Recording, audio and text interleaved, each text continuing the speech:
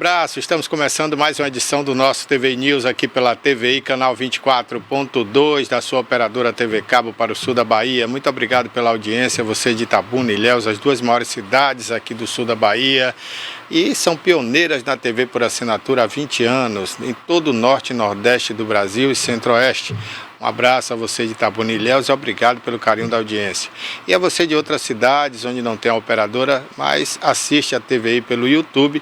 Um abraço também, se inscreva no canal TVI Oficial, nosso canal do YouTube. E você também pode interagir com a gente aí pelo chat. Nós também estamos no stream tviplay.com.br. tviplay.com.br é o nosso stream na internet. Depois você vai ver o endereço aí, tviplay.com.br. Lá você não precisa fazer cadastro, inscrição, nada disso. Colocou o endereço tviplay.com.br, você já entra no nosso stream e lá você tem gratuitamente atualização de notícias minuto a minuto. Tudo que acontece na sua cidade, na sua região, na Bahia, no Brasil e no mundo, através do Jornal à Tarde, o maior portal de notícias há mais de 100 anos na Bahia.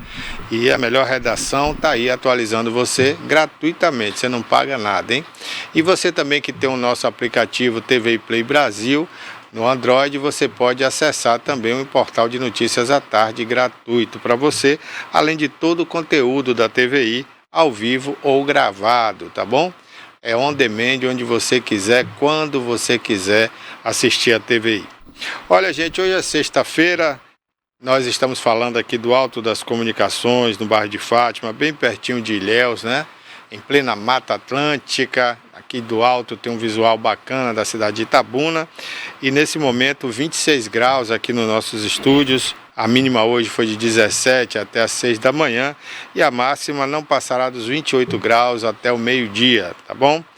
E essa alta temperatura, né, 28, vai durar aí provavelmente até as 3 horas da tarde, ok? Não há previsão de chuva no decorrer do período, embora pode haver alguma passagem de nuvem, alguma precipitação aqui entre Ilhéus e Itabuna. Ilhéus também com 25 graus nesse momento, 20 foi a mínima de hoje, e a máxima não passará dos 27 graus. Tudo indica que vai dar praia aí, pelo menos amanhã, em Ilhéus. Domingo há uma previsão aí de chuva, né? Pouca chuva para o litoral ilhéense, mas também nada que possa atrapalhar a praia, né? Você vai poder aí alternar entre momentos de nuvens e momentos de sol, dependendo da praia aí no litoral, ok? Vamos começar o programa de hoje, lembrando que é sexta-feira, é dia do quadro O Assunto É, com o jornalista Kleber Torres, que daqui a pouquinho vai estar aqui no programa. Teremos outras participações também. O Kleber Isaac, do Economia Verde, não estará aqui hoje, mas na terça-feira ele vai vir aqui trazer as novidades no mercado do meio ambiente aqui em nossa região, tá certo? A gente vai ter também 2 entrevistados aqui no programa, já, conversando com a gente aqui. E trazendo algumas novidades sobre eventos, né, que vamos ter aqui na região. E essa entrevista é sobre uma ação do projeto Perifa com a Disney, né? Perifa com a Disney, que foi realizada em São Paulo no dia 4, e nós teremos a nossa ação aqui também na cidade de Itabuna, com a Perifa na lista. Será uma sessão especial do Apu e Wolverine. A sessão acontecerá no Cinemark às 10 horas da manhã do dia 11, né, do próximo domingo, portanto, no Cinemark, ali no Shopping Jequitibá. A gente vai conversar aqui com o Jean Silva dos Santos e também o Rick Trindade, que são os responsáveis por essa ação aqui em Itabuna. Bom dia para vocês, obrigado por ter vindo aqui. Quem é o Isaac? Eu sou o Rick. Você é o Rick. Já. Bom dia para vocês. Bom dia.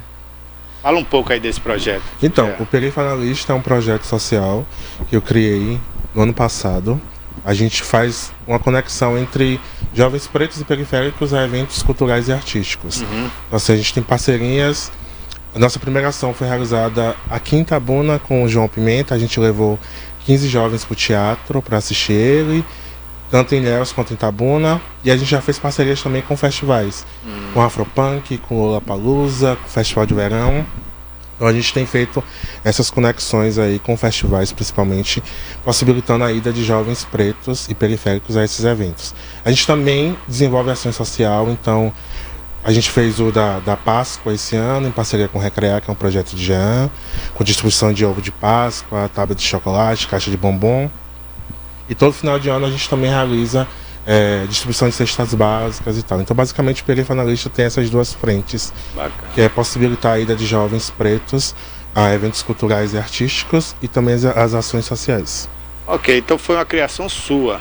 O Perifanalista é um projeto criado por mim e Trindade justamente por entender a necessidade desses jovens de querer acessar esses espaços e por falta de grana, pela distância também, porque a gente está falando de um recorte muito específico que a gente tá de jovens pretos que moram no interior. Então, assim, os grandes eventos acontecem geralmente ou na capital ou no Sudeste. Então, para a gente conseguir acessar esses festivais é muito difícil.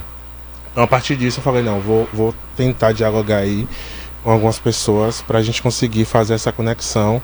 E aí a gente vai buscando apoios, patrocínios, porque o projeto, assim, a gente tem uma parceria com a empresa que fornece passagem de ônibus, por exemplo. Então, toda ação, a gente, pelo menos a passagem, o deslocamento, a gente consegue garantir. Então, a gente busca também apoios e patrocínios para que a gente possa arcar com a hospedagem. A gente já conseguiu uma vez, foi a Tata Werneck, que foi nossa primeira ação no Afropunk. Ela patrocinou a gente e a gente conseguiu alugar uma casa. Então, os 30 jovens que saíram daqui de Itabuna para Salvador ficaram numa casa só e graças ao apoio e ao patrocínio de Tata Werneck. Ok, e Jean é parceiro aí do Rick, né? E isso, eu sou responsável pelo projeto Recrear, né, que é um projeto que tem na cidade desde 2018. E a gente realiza ações sociais, principalmente com crianças. Nosso foco maior é crianças e famílias carentes. A gente faz eventos do Dia das Crianças, Natal Solidário, em parceria com o Perifanalista de Rick. A gente faz o projeto de esporte, cursos para jovens, Natal Solidário, Dia dos Pais, Dia das Mães. Esse evento da Páscoa aí, né, que ele citou, né? Isso, a Páscoa. Bacana, Jean. E como é que começou isso, Jean, da sua parte, assim? Por que o seu interesse em ajudar as crianças da periferia?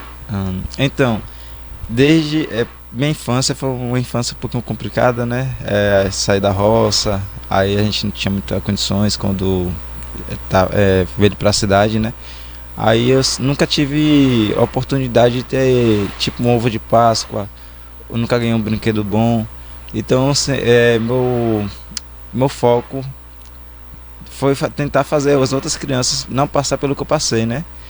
E desde 12 anos de idade eu já comecei a fazer ações sociais, sendo ajudando idosos, carregando bagagem deles gratuito. Sempre comecei a fazer coisas básicas mesmo. Aí quando eu entrei na faculdade, né, que eu faço educação física, quando eu entrei na faculdade, eu falei, vou entrar com foco em projeto social. E foi quando eu inventei e criei o Recrear, que de início era só para fazer recreações gratuitas em espaços que não tem condições de bancar, né, um recreador. Só que na época eu estava fazendo estágio no colégio lá em Ferradas. E esse colégio chegou à época do Dia das Crianças. Não tinha nada para fazer, o colégio não tinha condições de fazer nada de evento. E eu tomei essa frente. Certo. Eu falei, eu vou aproveitar uma gincana que está tendo no colégio modelo e vou falar com eles para fazer uma prova de arrecadar brinquedos. Foi onde a gente conseguiu brinquedos usados, uma média de 400 brinquedos. E eu fui lá, lavei os brinquedos, organizei tudo direitinho, consertei. E a gente levou pro colégio de Ferradas. E a gente conseguiu fazer essa primeira realização do Dia das Crianças. Tudo começou aí, né? Tudo começou aí. Rapaz, aproveitar até a oportunidade, né, que a gente fala aqui para muita gente da classe média que não tem ideia, né, de como é viver na periferia, relegado lá, né, por todos. E quando vem essas datas, né, que o mercantilismo, né, o capitalismo inventa essas datas aí de Natal, dia disso, dia daquilo, né, para incentivar as vendas, e ali fica mostrando através da televisão ou de publicidade em outdoor, seja lá como for. E aí quando essa publicidade, né, que atinge as pessoas pelo sentimento, porque a publicidade, o marketing, ele é feito para atingir as pessoas pelo coração, né? Pelo sentimento. Então produzem ali vídeos institucionais, aquela coisa toda, promocionais, e aí quando chega na periferia, né? Que uma criança que não tem acesso a isso. Eu gostaria que vocês que vêm da periferia, né, que conhecem essa realidade, falassem para essas pessoas como é o sentimento de uma criança, de um adolescente que não tem acesso a um pai que tenha condições financeiras para comprar aquelas coisas que estão sendo anunciadas ali de última geração, um brinquedo, né? Agora é tudo videogame, é celular, é tudo. Como é que chega isso, rapaz, no coração de uma criança dessa, e qual o sentimento que uma criança dessa tem naquele mundo esquecido, né?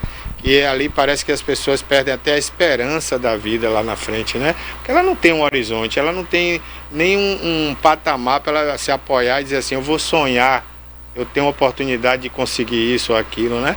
Então quem está do lado de lá, da classe média alta, acha que isso é bobagem, não, se ele estudar, ele trabalhar, ele vai conseguir. Mas como é que é a vida mesmo, a realidade na periferia para uma criança que mal consegue estudar, por falta de condições?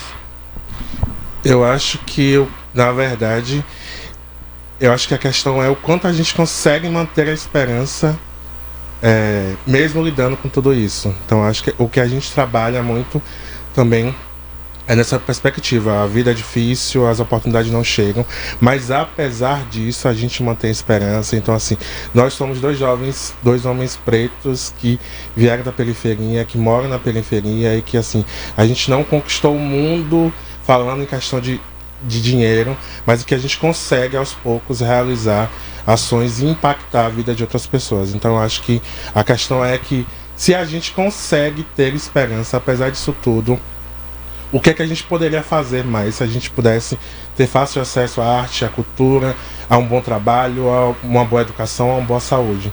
Então eu acho que para mim a questão é a gente consegue sobreviver, só que a gente quer viver, e a gente quer conseguir levar para frente essa esperança de uma forma mais tranquila, mais calma. Eu sempre falo que, para além de acesso, o que eu quero oferecer para os jovens é um descanso, é que eles possam viver uma experiência. A gente tem muito relato de jovem que nunca saiu da sua cidade, que nunca tinha saído do seu estado, então saiu a primeira vez com um projeto. Então assim, para além dessa questão do acesso, da falta, da ausência, eu falo também sobre essa questão do descanso, da pessoa poder só ir ali curtir o festival, só ir ali curtir o artista que ele quer tanto curtir, ter esse momento na história dele, sem também estar introgenado, sem estar muito preso nessa questão da ausência.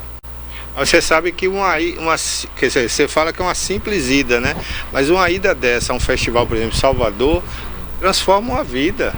Porque um adolescente desse, um jovem desse, ele vê ali milhões de oportunidades que ele pode no futuro abraçar, né? Sim. Vê a oportunidade de trabalho, a oportunidade de crescer na vida, ver novas profissões acontecendo ali, dentro do palco, fora do palco, né?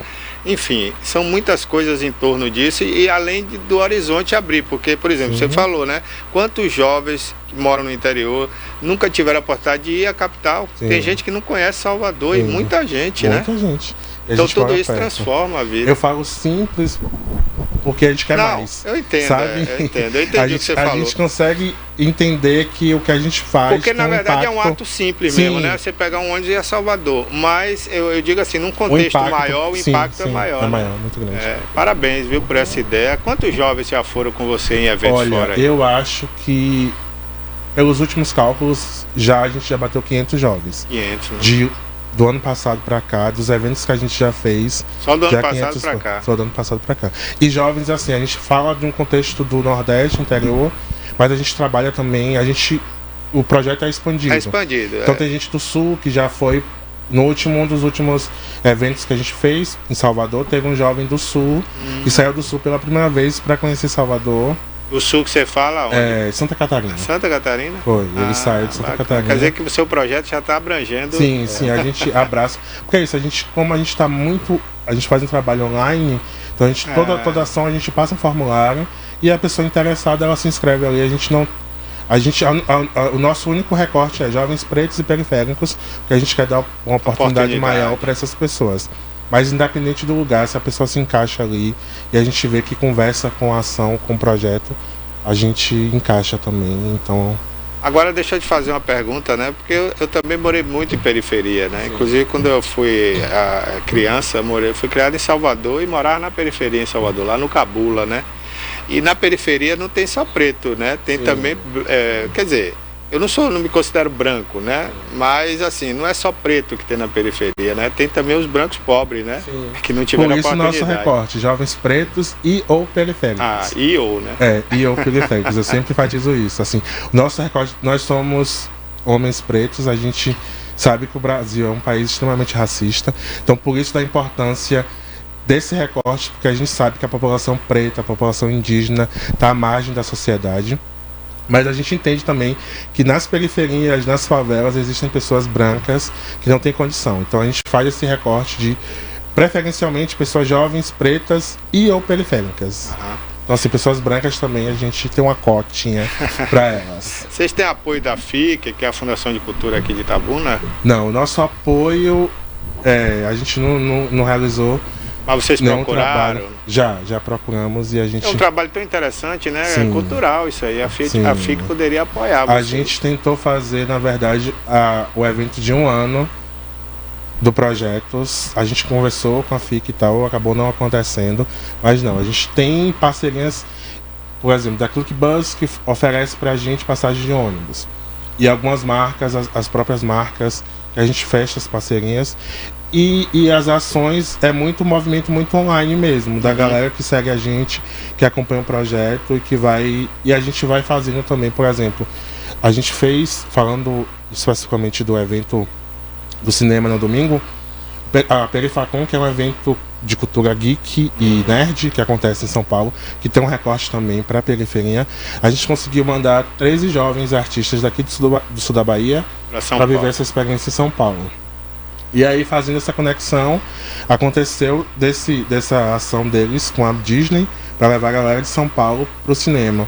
Aí eu entrei em contato com a galera, eles me ofereceram pra gente fazer essa conexão com a galera em Salvador. Falei, poxa, aqui tem cinema também, será que não acontece aqui?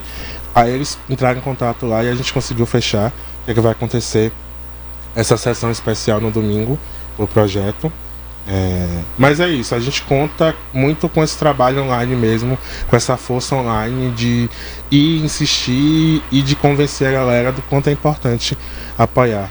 Que bom, projeto. Né, rapaz, que tem a internet hoje, né? Sim. Porque a internet integra o mundo inteiro, né? Basta saber se comunicar, né? Sim, eu posso dizer que eu acho que 60% das coisas que eu consigo ou mais realizar é graças à internet, é graças ao trabalho que eu venho realizando nas redes sociais e aí, porque a internet a gente consegue se conectar com muitas pessoas ao mesmo tempo e pessoas distantes, então isso é muito bom. O Jean vai ter crianças que vão ao cinema também? Como é que vai funcionar? Então, essa ação só é pra cima de 18 anos, a partir de 18, porque o filme que vai ser o Deadpool e Wolverine é um filme que a classificação é 18. Anos, né? Mas vai chegar uma hora aí que vai ter um filme infantil. Vai sim, a gente, Rick já tá providenciando. Em relação às crianças periféricas, né? Esse ano a gente realizou uma ação que foi de doação de material escolar. Inclusive eu consegui até uma parceria com uma emissora próxima daqui, né, que ajudou a gente, né? Lá na comunidade onde eu moro no condomínio residencial, que é da Minha Casa Minha Vida, o Itapuã, no Jorge Amado. No Jorge Amado. Isso. Chegou umas crianças, né, pra mim, já tinha iniciado as aulas, mais ou menos 2 meses de aula já. Falou, tio, eu não tô indo pra escola. Aí aquilo me machucou um pouquinho, né? Aí eu falei, por que você não tá indo pra escola? Aí ele, não tem um sapato, não tem um material escolar. Minha mãe não tem condições, que a maioria dessas crianças só vive com a mãe. Aí eu falei, deixa comigo que eu vou dar um jeito. Entrei em contato com essa pessoa da TV local aqui e consegui um material. Falei com o Rick também. Legal. Falei com o outro projeto que nos ajuda, que a gente também ajuda eles, é o projeto Madalena da Nova Itabuna, e a gente conseguiu uma quantidade de 10 kits escolar. Foi quando eu consegui entregar para essas crianças que estavam precisando, e assim elas retornaram à escola. Que bom, né? Então isso é uma ação simples, mas que é muito gratificante para nós que realiza, né? Que é uma ação que vai futuramente fazer aquela criança ser diferente. Com certeza. Eu conheço o relato de pessoas que hoje têm 60, 70 anos e que se lembra até hoje do primeiro livro que ganhou de uma pessoa, sabe quem é a pessoa, agradeceu a toda a vida por isso. Um livro, né? Um livro. Imagine, muda a história da pessoa. Com certeza. E a gente atende em média 500 crianças pela cidade, que lá no Jorge Amado tem 300 crianças, na Nova Itabuna a gente tem uma média de 150, de Itabuna Parque, que é onde é outro local que a gente faz ação também, em média de 100 crianças. Então a gente atende um público bem alto de crianças. Agora, rapaz, o que entristece a gente mais é saber que a gente está num país riquíssimo, país trilionário, né, o Brasil. Pra você ter uma ideia, só nos primeiros 3 meses desse ano o Brasil arrecadou trilhões de reais em impostos, né, só nos primeiros 3 meses. Então a gente vê tanto dinheiro sendo arrecadado e pouco sendo feito pelo poder público, né? Quando faz uma migalhazinha, uma creche aqui, uma coisa ali, que não atende todo mundo, né? Tudo bem que a gente é um país novo, ainda 500 e poucos anos, né? Mas eu acho que a gente poderia estar bem melhor, né? O Brasil poderia estar bem melhor pela riqueza que ele tem. Se não fosse os desvios do meio do caminho, né? Esse dinheiro com certeza chegaria a todo mundo na periferia, né? E felizmente tem pessoas como você, né? Que abraça essa causa, você também, né? Que abraça essa causa, vai à luta, corre atrás e consegue dar um alento, né? Um pouquinho de esperança no coração dessas crianças e dessas pessoas. Parabéns a vocês. Viu? Obrigado. Agora fala um pouco mais aí, quantas pessoas vão ao cinema domingo, Rick? Então, porque a gente conseguiu fechar uma sala. Então a nossa média nosso limite é de 200 pessoas. Entre os jovens aí que a gente vai conseguir. A gente está fechando, finalizando a lista, mas assim, o máximo limite é 200 pessoas. Vai ficar muita gente de fora com vontade de ir, não? Então, eu acho que sim, né? Acaba ficando, né? É uma pena, né? É uma pena, mas eu acho que a gente vai conseguir realizar mais ações dessas. O cinema acho que tem 3 salas aqui no cinema, né? No shopping. Acho que sim. Poderia botar um pouquinho mais, né? Vamos devagar. Devagar, vamos chegar lá, né? A gente vai caminhando devagarzinho, mas a gente chega. Acho que a gente não vai ficar com muito sobrando, muito em falta, porque domingo é o dia dos pais, né? Tem muita vamos passar o dia com o pai, vamos passar, né? com os pais. E também essa média de idade, né? Muitos jovens que estavam querendo muito ir, a gente não conseguiu fazer a liberação, então por causa da idade, mas a gente o filme do Wolverine, né? Um filme meio pesadinho. A gente tá com 220 inscritos, se eu não me engano. Aí a gente ainda vai fazer a análise direitinho para ver quem vai desistir, quem não confirmou. Porque às vezes algum não vai, né? Sim, acontece isso. Bacana, viu? Rick, eu quero parabenizar você, viu? Eu não te conhecia, estou conhecendo agora, parabéns. A gente fica muito feliz de saber que tem gente como você, né? Se preocupa com outras pessoas, você também já. E o espaço vai estar sempre aberto aqui, né? O que a gente pode ajudar aqui é com espaço, com a divulgação, né? A gente tem um público aqui muito bom na faixa de empresários, profissionais liberais, né? Médicos, dentistas, advogados, comerciantes. Então eu queria até que vocês deixassem um recado para as pessoas que quiserem ajudar, quiserem contribuir com vocês, como é que acha vocês, né? Deixa o recado então, aí. Nas redes sociais, o Perifanalista, tudo juntinho, Perifanalista, Rick Trindade. É bom enfatizar isso, que a gente precisa sim de apoios, a gente precisa sim de patrocínios, porque a gente consegue realizar muitas coisas, mas ainda muito na ausência de dinheiro, porque assim, a gente entende a importância que o dinheiro tem nesse momento, que é possibilitar a realização dessas ações. Então todo apoio, todo patrocínio é importante. Então Rick Trindade nas redes sociais e Perifanalista nas redes sociais. A gente, o Recrear ainda não é registrado, e nem o Perifa também, né? E a gente também tá querendo, né, que a gente consiga fazer esse registro nos nossos projetos, até mesmo para conseguir recursos, né? Por enquanto que ainda não é registrado, a gente pode receber doações pelo Recrear também, Recrear 61 Instagram, e o Jean Santos 90, que é o meu Instagram pessoal. Ok, Acho que é Silas que tá aí. Bota o Instagram deles aí, Silas. Primeiro mostra o do Rick aí. Repete aí, Rick, o endereço. Rick Trindade. Rick Trindade, né? Mostra o Instagram dele aí, depois do Jean. Para quem tiver em casa aí, identificar, né? Ver o Instagram e depois começar a seguir aí e conversar com eles aí, né? Ajudar. Agora vocês deviam criar uma entidade, né? Um instituto, uma associação, para ter um CNPJ, né? É isso. E aí vocês conseguem abranger muito mais e ter mais força, né? Para reivindicar, inclusive junto aos órgãos públicos que, né? É que tem também verba pra isso. que gera um custo também pra gente, né? E todos, como o Recrear é o exemplo, né? Recrear a gente não consegue muitos recursos. E todos os recursos que a gente consegue são poucos recursos que a gente investe todos nas ações. Mas olha, tem na internet, vocês dão uma lida que agora o governo federal lançou uma modalidade aí nova de instituto, de associação, e você pode entrar lá com o seu CPF, né? Se cadastra e você cria a associação sem precisar muita coisa, só precisa juntar ali 5 ou 6 pessoas da sua confiança que vão trabalhar com você, né? E faz uma ata, todo mundo assina essa ata e a partir dali está criada a associação. Aí vocês reivindicam o CNPJ na Receita Federal e eles vão dar o CNPJ. Pronto, é simples, você não vai gastar, entendeu? Não sabia dessa, vou dar uma pesquisada. Você não vai gastar, não. Aproveitar o momento aqui, em outubro a gente realiza o Dia das Crianças. A gente faz ação, né?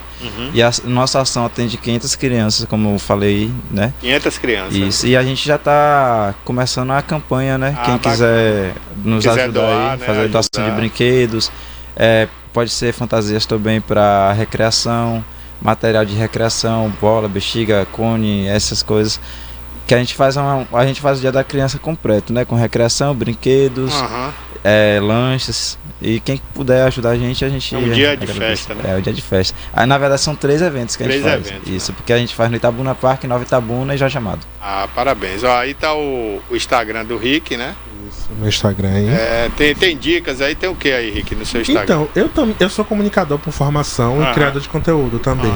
Então eu crio um conteúdo nas redes sociais sobre afetividade, sobre questões raciais e sociais também. Certo. Então tem muito conteúdo aí no meu Instagram.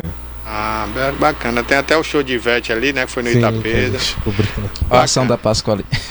Os ovos de Páscoa ali. Quantos ovos vocês conseguiram na Páscoa? Eu acho que de ovo foram 200, se eu não me engano. Deu para atender a demanda? Deu para atender, porque a gente teve o da Páscoa. Teve... Oi, 300?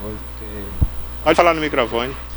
Não, ovos de Páscoa a gente conseguiu 310, que a entrega de ovos de Páscoa só foi no Jorge Amado.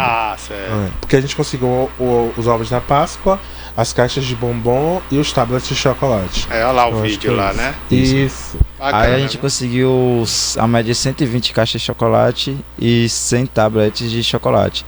Que aí a gente já entregou nas outras localidades. Que bom, rapaz, que bom. Olha lá as crianças, a felicidade, né? Aí no condomínio Itapuã, que a gente, aí foi uma recreação, né? Na verdade, foi uma oficina aí. Oficina de música. Aí do lado de fora tava rolando aí. Do lado de fora tava tendo uma recreação. Que bom, rapaz. Isso aí só as crianças do condomínio, né? Isso só do condomínio. Fora, depois vocês fizeram também você falou em mais 2 locais. Isso. Né? Só que a recreação só foi no Jorge Amado. Bacana. Hoje também esse condomínio dá essa facilidade também na organização, né? Porque tem um localzinho ali, uma pracinha, tem uma sala de evento, né? Assim, meio difícil alguns, né? É complicado. É complicado, mas a gente tem a facilidade de entrar em contato com todos, né? E a gente, como é um projeto social, todo mundo nos respeita. Então a gente tem essa facilidade também de conversar com todos. Aí... Bacana, viu? Olha lá, ali são as atividades, né, de pintura facial, recreação, que bom, rapaz. Essa aí são ação, tudo realizado, a recreação realizada pelo Recrear e o suporte todo do perifanalista com Rick Trindade aqui. Perifanalista, a gente tá olhando aí o Instagram do Rick, não é isso? Isso, o Instagram. Pronto, agora vamos mostrar aí o Instagram do Jean, né? Olha o Jean aí. Aí, esse é o perifanalista. Esse é o perifa. Que é seu também, né? Que é o meu projeto. É o seu projeto. 4 mil seguidores já, né? O interessante que a gente já fez. Interessante que nós faz tudo em parceria, né? Vocês fazem tudo junto. Aí todo. O que tem no seu, tem no dele. O perifanalista quando ele precisa de mim, dou o suporte. Quando eu preciso, ele me dá o suporte também. Claro, a irmandade, né? Tem que funcionar assim mesmo, tá certo. Realmente o conteúdo é bem parecido aí, né? Porque esse é do Rick e do. Porque nas redes sociais a gente também, como a gente vai para festivais, a gente cria os conteúdos no festival. A gente sempre tem os conteúdos dos festivais que a gente fez parceirinha. Aquele ali embaixo foi o Festival de Verão, né? Que tem essa roda Festival gigante. de Verão. Lá tem um conteúdo do Lola também. Lola Palusa, vocês foram? Sim, a gente conseguiu. Foi que você mandou 10 pessoas, né? Não, aí foi do cinema. O Lola foi 120. 120 pessoas? 120 pessoas. Que bom, rapaz. 120 pessoas. E como é a volta dessa galera quando volta de lá? O feedback, qual é o retorno que eles estão? É bem interessante, assim. Cansativo, né? Porque é um bate-volta. Mas é isso. É uma experiência incrível para eles. Porque, como eu falei, muitas vezes é a primeira vez que a pessoa está saindo do estado, é a primeira vez que a pessoa está indo no festival. O Lola em especial, tinha um artista em especial que a galera queria muito ver, que é um artista internacional, a Cisa, que a gente conseguiu. Então, assim, a galera já tinha ali selecionado, já tinha uma relação com a cantora e queria ver muito pessoalmente. Então os relatos são isso, de agradecimento, de emoção, de ter a oportunidade de conseguir assistir o artista ali de perto, ouvir a música ali ao vivo e tal, se envolver naquele sentimento ali. E como é que funciona a logística quando o pessoal chega lá? Tem alguém para receber? Como é que foi? Então, em cada cidade, a gente, ou alguém da equipe daqui de Itabunas vai, porque é isso, a gente geralmente credencia como imprensa para cobrir o festival, que é a nossa contrapartida. Então, geralmente sempre vai alguém da equipe. Certo. Então a gente faz questão também de criar um ambiente muito confortável para todo mundo. Então a gente faz questão de juntar todo mundo para tirar uma foto, que as pessoas ali se conhecerem, saberem que todo mundo ali foi com um projeto. Então, mas sempre tem alguém do projeto tá lá para dar esse suporte. E na hora da entrada lá não existe discriminação, o respeito funciona? Nosso trabalho é bem criterioso, porque é isso, a gente recebe os ingressos, às vezes de forma virtual ou impressa, já já vai com o ingresso na mão. Todo o processo quem faz é a gente. Você que faz. Tanto de seleção quanto entrega de ingressos, é a gente que faz. Bacana, né? Então assim, tudo é por conta do Perifa, a gente fecha as parcerias. A marca, o festival manda os ingressos, às vezes virtualmente, às vezes no Lola, por exemplo, a gente recebeu, que era uma pulseira, a gente recebeu as pulseiras e aí a gente marcou um local de encontro para todo mundo ir pegar as pulseiras com a listinha para conferir o nome tudo certinho. E quando é virtualmente, a gente vai ali criando uma pasta com cada nome de cada pessoa para que a pessoa tenha acesso ao ingresso ali. Então, agora, você falou aí que marca um local de encontro, mas a saída aqui é junta ou cada um pega um ônibus? Como é que funciona? Então, depende muito de onde as pessoas estão saindo. Por exemplo, no Perifacon, como foram só 13 pessoas, eles e elas foram e voltaram juntos, no mesmo ônibus. Certo. Então, assim, depende muito do dia que a gente vai sair, depende muito da disponibilidade do ônibus. Porque, por exemplo, sei lá, se for sair 20 pessoas daqui de Itabuna, talvez não tenha lugar para todo mundo. Mas a gente dá preferência que pelo menos, sei lá, a gente divida ali 10 para que as pessoas viajem juntos. É muito raro, só se tiver uma pessoa saindo de um lugar. Como aconteceu de Santa Catarina, né? Isso, aí ele viajou sozinho. Mas quando sai muitas pessoas de um lugar só, a gente dá preferência que saia todo mundo, ou todo mundo junto, ou pelo menos as pessoas acompanhadas ali, para ninguém viajar sozinho ou sozinho. Ok, mostra o Instagram agora do Jean aí. A gente não mostrou ainda, né? Tá aí 3 mil já seguidores, né, Jean? Isso. É que eu também faço gravação de conteúdo pra, tipo, o blogueiro ali, o Wendel. Eu faço esse vídeo, faço videomake. Inclusive eu faço pra Rafa aqui, viu? Rafa é meu patrão, né, Rafa? Tá certo, olha aí. Então, beleza, é bom saber, viu? Ali a entrega de cesta básica que a gente fez no Natal. Aqui a gente fez uma árvore de Natal, viu? De garrafa PET. Rapaz, lá no condomínio. Olha, a queda ali onde tá o saquinho ali de reciclável vídeo. Legal. Olha aí, vamos mostrar aí. Tudo isso é garrafa PET? Tudo isso é garrafa PET, é um vídeo. Aí a gente, na produção... rapaz, tem um resultado aí da árvore? Tem, no final do vídeo a gente, inclusive daí foi parceria com a Coroa. a refrigerante Coroa. é daqui. Eles levaram o Papai Noel, né, pra nós e entregaram o refrigerante. Não, a garrafa a gente vocês conseguiu, reciclaram, né? isso. Então eles doaram refrigerante pra isso, aí vocês. foi o jantar comunitário que a gente fez Bacana. no Natal. E aí Olha foi o processo da árvore. A gente já fazendo o processo. A gente conseguiu um todo também pra ficar coberto, bonito né? ali, né?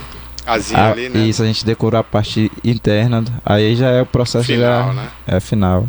Parabéns. A gente só não conseguiu muitas pisca-pisca porque era muito. Ficou mais ou menos uns 3 metros de altura. Pai. Foi. Ficou bonito, viu? Parabéns pra vocês aí. E sucesso, viu? Que a gente puder ajudar aqui na divulgação, pode contar com a gente, viu? Que bom. A gente que agradece. Obrigado por ter vindo aqui. Obrigado, Jean. A gente agradece demais. Obrigado. Ok, então tá aí, gente. Parabéns a essa dupla aí, né? Que tá fazendo acontecer aqui na periferia de Itabuna. É o Perifanalista, né? Porque eu me confundi, porque no início eu li aqui o do cinema, o projeto, que era Perifacom, né? Mas é Perifanalista, né? Isso. E o Jean... Recrear. O Instagram é Recrear 61. Recrear 61, Instagram. 61. Isso, o projeto é Recrear. Pronto, Recrear. Projeto Recrear e o Instagram é Recrear 61, né? 61. Então tá bom. Obrigado e parabéns mais uma vez para vocês, viu? Obrigado. Que apareçam outros iguais a vocês aí para alegrar a meninada aí, a juventude de Itabuna, que anda tão carente aí, né? Bom, gente, olha, o canoísta, né, de Ubaitaba, Isaquias Queiroz, né? Isaquias, eu tive a oportunidade de conhecer esse projeto de canoagem de Ubaitaba há cerca de 30 anos, quando eu fazia esporte no outro canal de televisão, e era um projeto já naquela época, né, promissor e vencedor, né? Começou há 40 anos esse projeto. E o fruto disso, o melhor fruto, né, até hoje foi o Isaquias. Claro que tem outros, né, mas o Isaquias foi o que mais conquistou medalhas para o Brasil em Olimpíadas, né? E hoje o Isaquias teve para perder aí até a medalha de bronze, mas ele reagiu, faltando aí menos de 200 metros para terminar a prova. Ele esboçou uma reação, ele buscou uma força talvez que não tinha e conseguiu chegar entre os 3. Quase ele não chega, mas ele buscou uma força onde ele não tinha mais e conseguiu chegar entre os 3. Foi medalha de prata e olha que poderia ter sido medalha de ouro.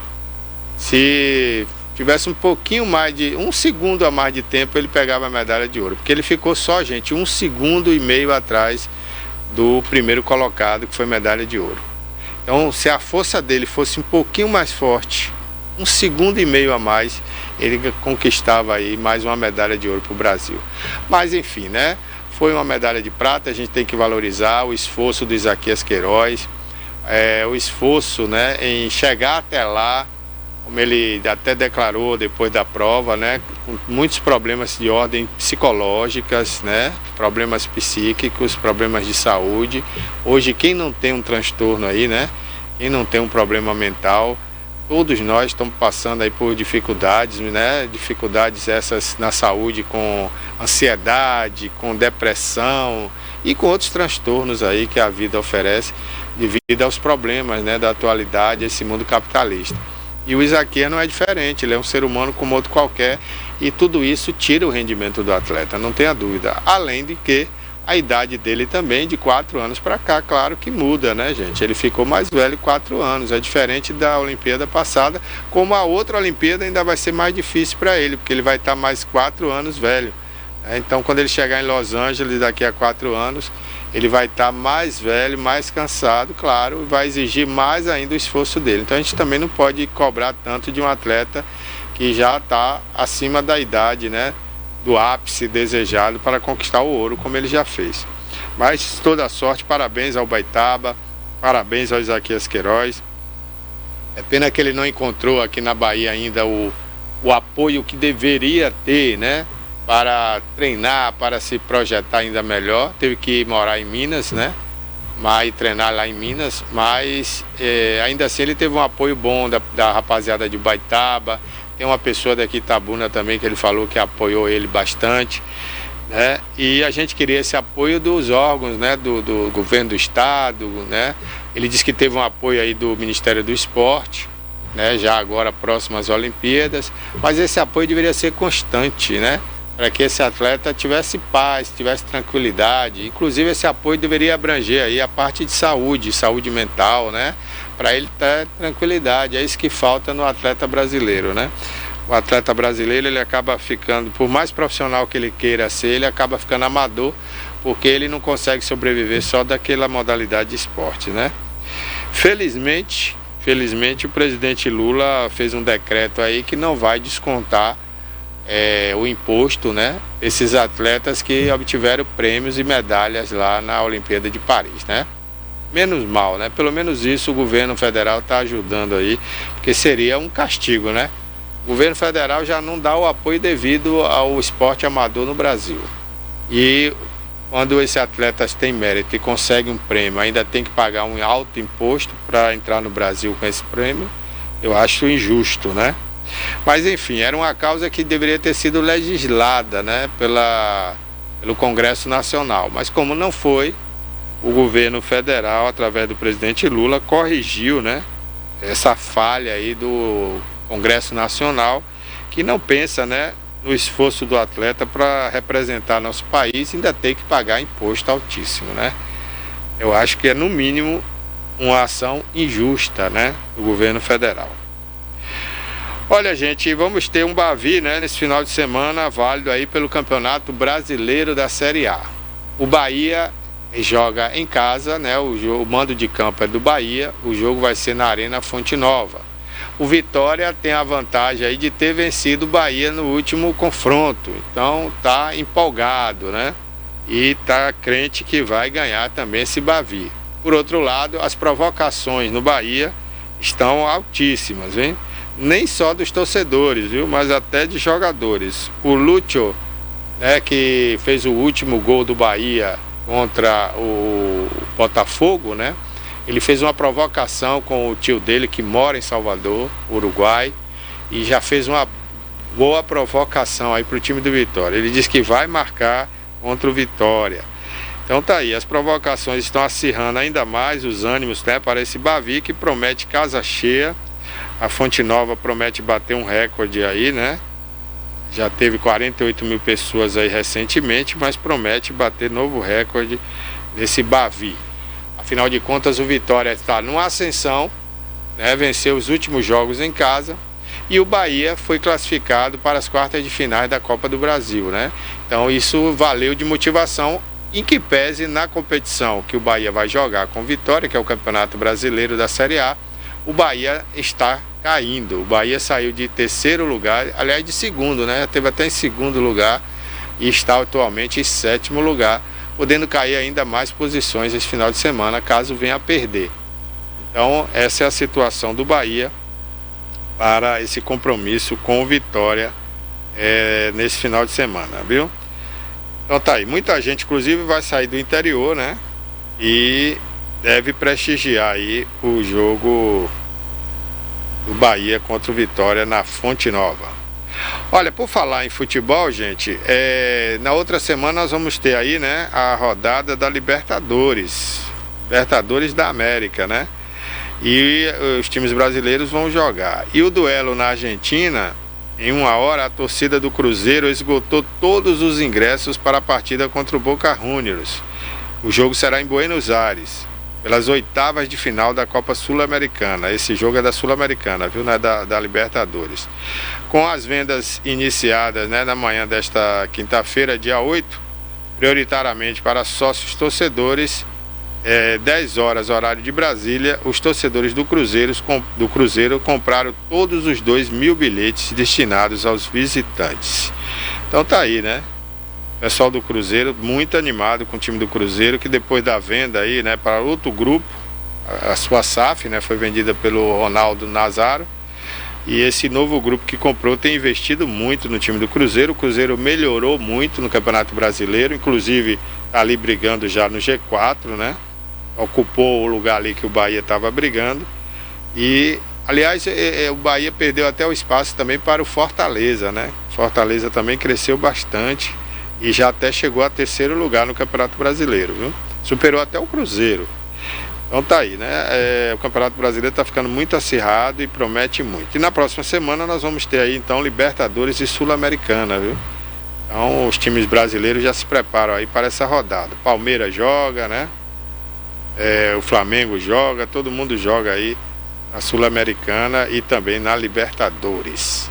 Olha, gente, falando em futebol, o Colo-Colo de Regatas de Ilhéus vai disputar a finalíssima, né? O último jogo que vai decidir aí quem será o campeão baiano da Série B.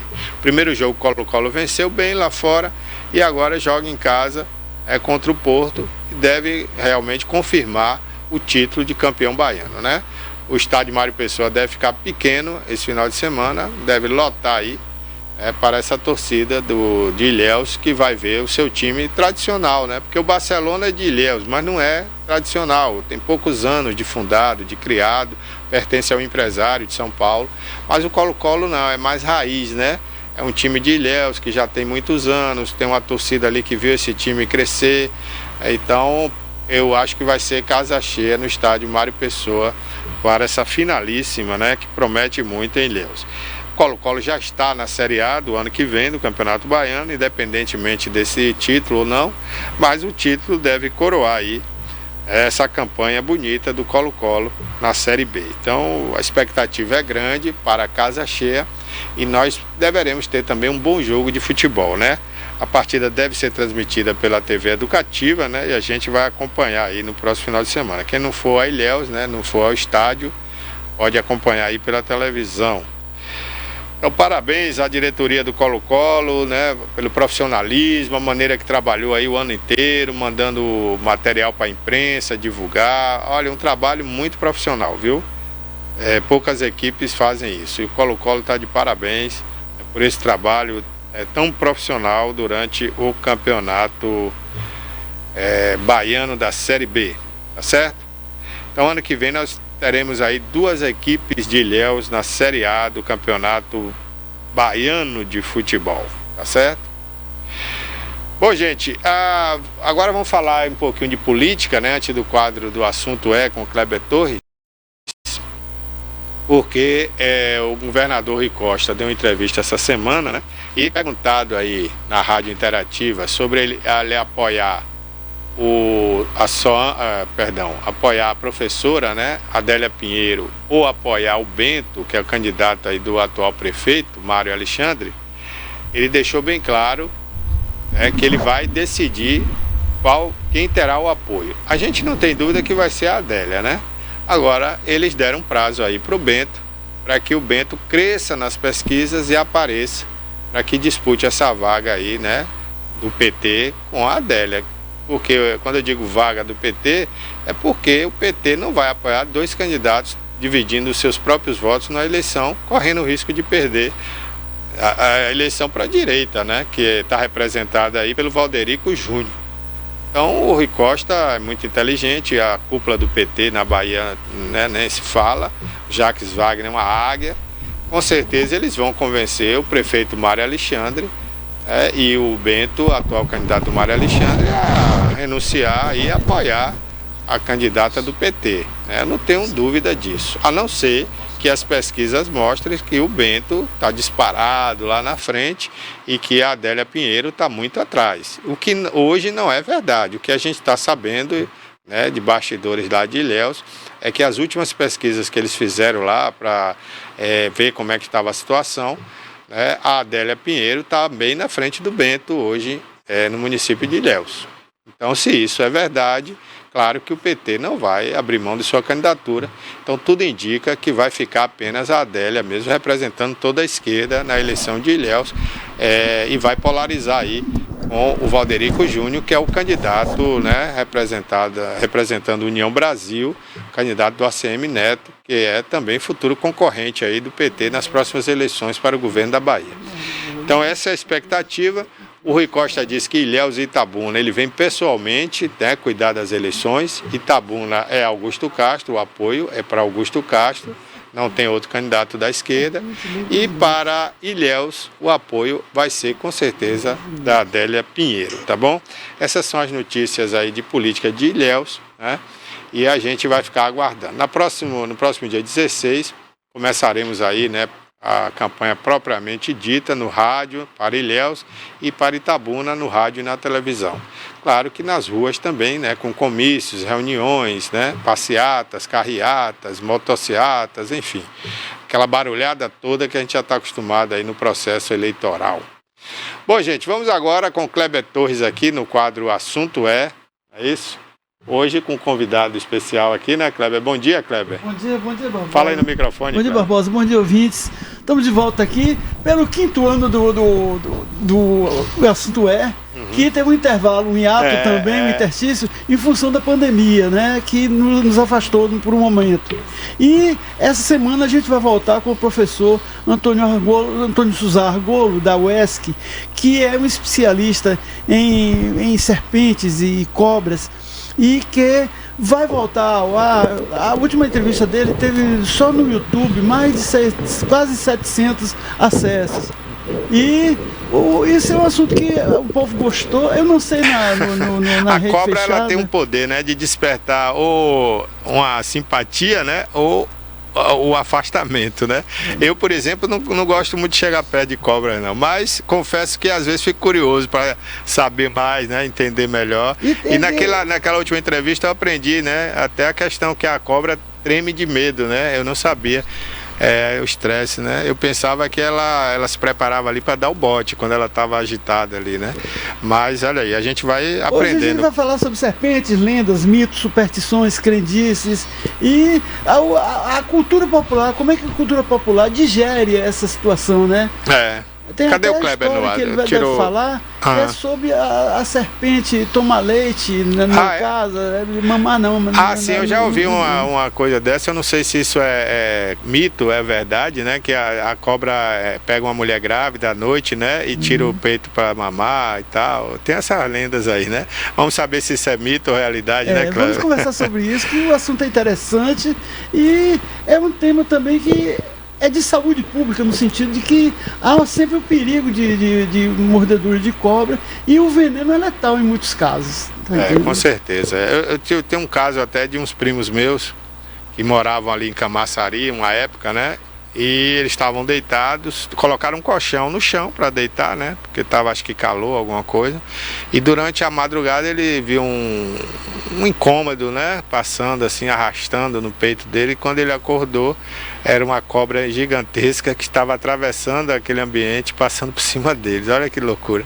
Mas é aquilo que o professor falou, ele vai falar sobre isso, né? A cobra, ela não ataca por atacar, né? Então, se você estiver ali inerte, parado, ela vai simplesmente passar e ir embora, né? Mas é o professor que vai esclarecer isso pra gente daqui a pouquinho aqui no programa. Bom, enquanto a gente mexe aqui no cenário, vamos falar um pouquinho aqui, né, que o governador Jerônimo Rodrigues recebeu o ministro do Desenvolvimento Regional, Valdez Góes, durante um encontro ocorrido no Centro de Operações e Inteligência, né, o COI, no Centro Administrativo em Salvador. Foram assinados termos de compromisso para a construção e implantação de barragens dos municípios de Presidente Jânio Quadros, Piripá e do Rio de Pires. As obras fazem parte do pacote de ações, né, do PAC, Programa de Aceleração do Crescimento na Bahia, né? Participaram aí a Secretaria de Infraestrutura Hídrica e Saneamento, Larissa Moraes, o secretário do Meio Ambiente, SEMA, né, Eduardo Sodré, além do diretor-presidente da Companhia de Ação e Desenvolvimento Rural, Geandro Ribeiro K, né, além de outras autoridades. Confira aí algumas entrevistas que ocorreram lá no evento. Primeiro agradecer a presença do ministro Valdez Góes, que esteve na Assembleia Legislativa acompanhado dos deputados federais e a bancada de deputados estaduais, tratando de um tema muito importante. A Bahia se lembra muito bem o que aconteceu em 2021, com fortes chuvas, e naquele momento o governador, na época, Rui Costa, foi a cada município levando o braço amigo do Estado, numa ação de resposta ao que aconteceu. A gente sabe que desastre a gente não tem controle. Nós vimos agora o que aconteceu no Rio Grande do Sul, e a presença do governo do presidente Lula, lá com a mão estendida, levando apoio, toda a sociedade brasileira ao lado do presidente, dando apoio que aquele povo gaúcho merece. Agora, aqui a vinda do ministro é justamente essa, é uma agenda para discutir políticas que a gente crie um ambiente de prevenção. A gente não tem controle, mas prevenir a gente pode fazer. Então, um bom debate, os investimentos que o Lula está fazendo, tanto de descobertas, de estudos para que a gente possa se antecipar aos fatos, como agenda de imediato, inclusive de socorro às pessoas que porventura faltam em casa, faltam em comida. Então, quero agradecer aqui tanto à bancada federal quanto à bancada estadual que recebeu o ministro e assim fez um bom debate em torno de uma política de contenção, de evitar desastres. A outra agenda aqui conosco do governo do estado, o ministro veio assinar conosco uma autorização do governo federal, através do PAC, no Ministério do Desenvolvimento Regional, que é o ministério que ele dirige, uma autorização de parceria para projetos, nesse caso aqui, de 2 barragens. Uma barragem do Rio do Pires e uma barragem de Morrinhos. Nós assinamos aqui já uma ordem de serviço, ele autorizou a gente da ordem de serviço, então estamos prontos para dar ordem de serviço. E a outra, ele autorizou aqui ao governo do estado a licitar uma obra também, que aí nós teremos cerca de 40 a 50 municípios beneficiados, uma população que ultrapassa tranquilamente aí 100 mil, 200 mil habitantes, inclusive comunidades urbanas e rurais, municípios que já têm água, vai ter a garantia de mais 20, 30 anos à frente, sem necessidade de se preocupar. Então, ao mesmo tempo que é o que ele disse, é uma agenda de segurança hídrica, garantir água para o povo beber, mas também algumas delas barragens que vão conter qualquer excesso de chuvas para evitar alagamentos ou desastres em algumas cidades. Então, quero aqui agradecer. E temos mais uma já barragem pronta, a do Zabumbão, fica na região de Macaúbas, Paramirim. Essa é uma barragem que já está pronta. Fizemos o convite ao ministro, ao Rui Costa, ao Lula, para que a gente possa fazer um grande pacote de obras com barragens, segurança hídrica no estado da Bahia, na região sudoeste.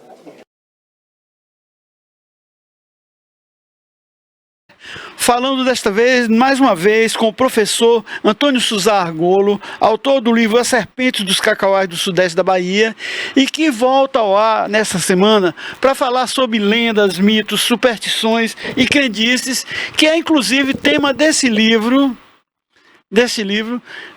de Luiz Dino Visoto, da editora Pleiade, que fala justamente de serpentes, lendas e tudo.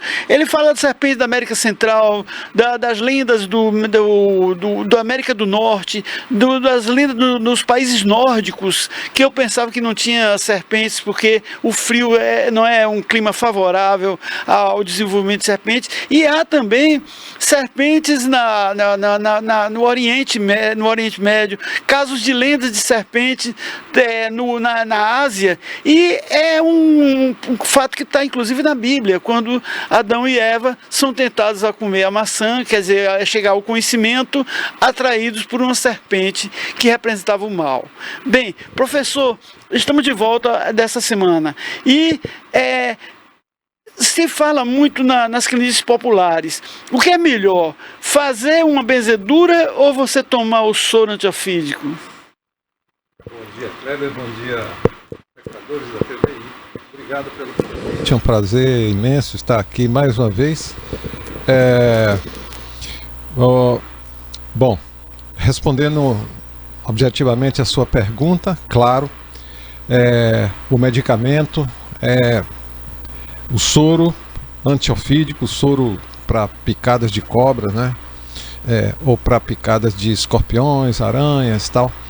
É sempre a única alternativa. O Ministério da Saúde não reconhece nenhuma alternativa a esse tipo de procedimento. Então, não podemos confiar em alternativas encontradas na zona rural, de um procedimento, né, uma simpatia ou uma beberagem, uma coisa desse tipo, em substituição ao soro. E outra coisa, não apenas isso, buscar o soro, mas buscar o soro o mais rápido possível, porque, como eu falei em outra ocasião, a função do soro é neutralizar a peçonha, né, o veneno, antes que ele produza efeito, tá? Então, quanto antes você chegar ao hospital para receber o medicamento, melhor, tá bom? Certo. Agora tinha uma lenda também, quando a gente era jovem, de que se a pessoa fosse mordida de cobra, cortasse o lugar, fazer sangrar e também sugar até tal, só que a pessoa não podia ter cárie na boca e tal. Isso é lenda ou é fato? É um procedimento equivocado, errado, e que pode trazer danos à vítima, né?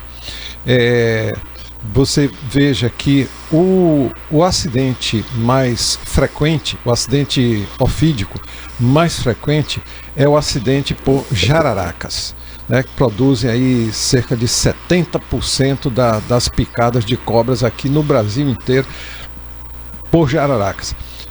As jararacas, o seu veneno, tem uma característica muito marcante. Ele tem ação fortemente localizada. Então, quando uma pessoa é picada por uma jararaca, quando esse veneno entra no corpo da pessoa, ele já começa a destruir os tecidos, tá? Então, a pessoa foi picada no pé, aí já começa a destruir os tecidos ali, tá? Se a pessoa vai cortar o lugar por onde penetraram as presas, ou vai ficar espremendo, ou vai fazer um garrote, ela só vai estar acelerando, traumatizando mais ainda o lugar que já foi atingido pela peçonha e acelerando ainda mais a ação do veneno. Então, esses procedimentos, além de não terem nenhum valor, nenhum efeito sobre a peçonha, ainda podem prejudicar mais ainda a saúde e a vida do acidentado. E para uma prevenção de acidentes com cobras, o que seria interessante? A pessoa ir de calça comprida para a fazenda, de bota, qual seria luvas talvez?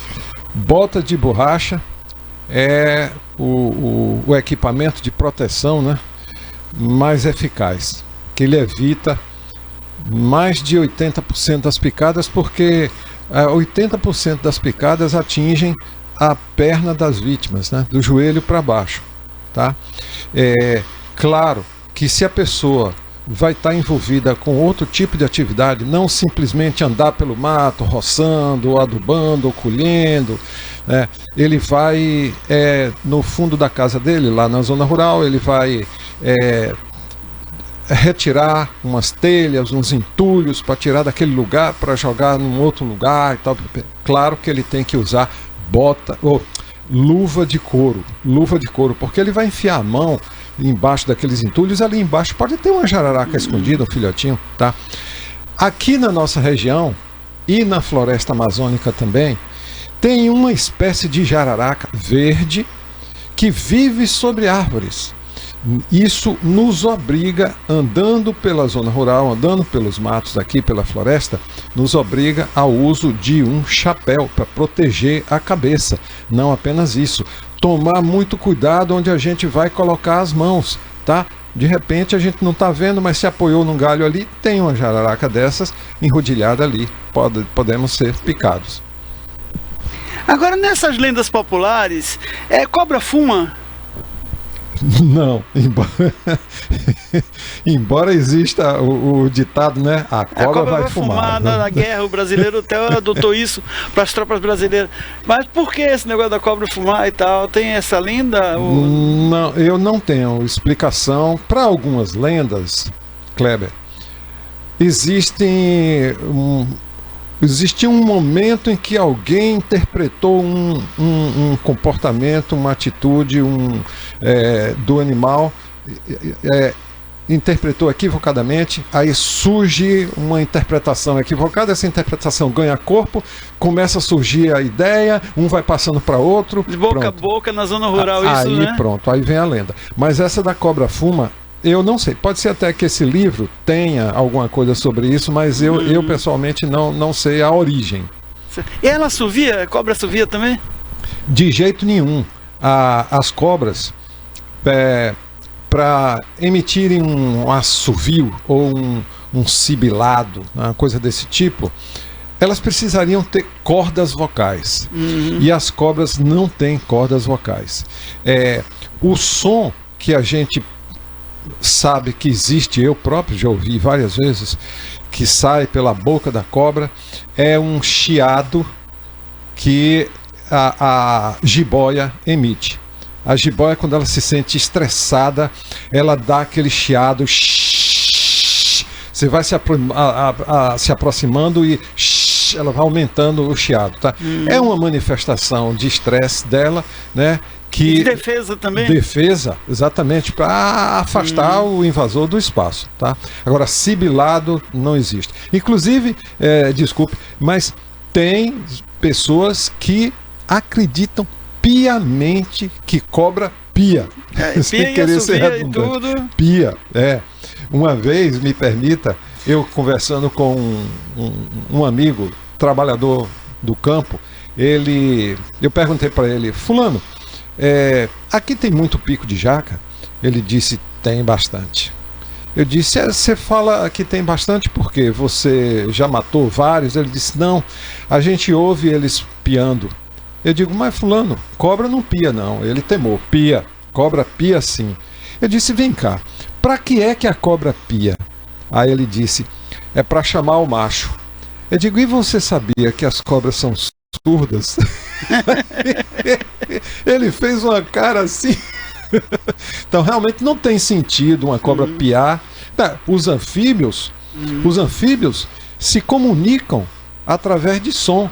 Sapo, rã, perereca, você chega numa beira de uma lagoa, você ouve aquele cantoria imenso, eles emitem aqueles sons. E eles têm tímpanos imensos assim, ó. Eles ouvem muito bem, tá entendendo? Então tem essa função. Agora, por exemplo, e como é que essa cobra surda, como é que elas se comunicam entre si com as outras? Qual é o instrumento de comunicação que elas usam? A comunicação que tem que haver entre as cobras é no período de acasalamento, no período de reprodução. Nesse momento, nessa ocasião, a fêmea passa por um processo, uma alteração na sua fisiologia, e ela começa a produzir um feromônio.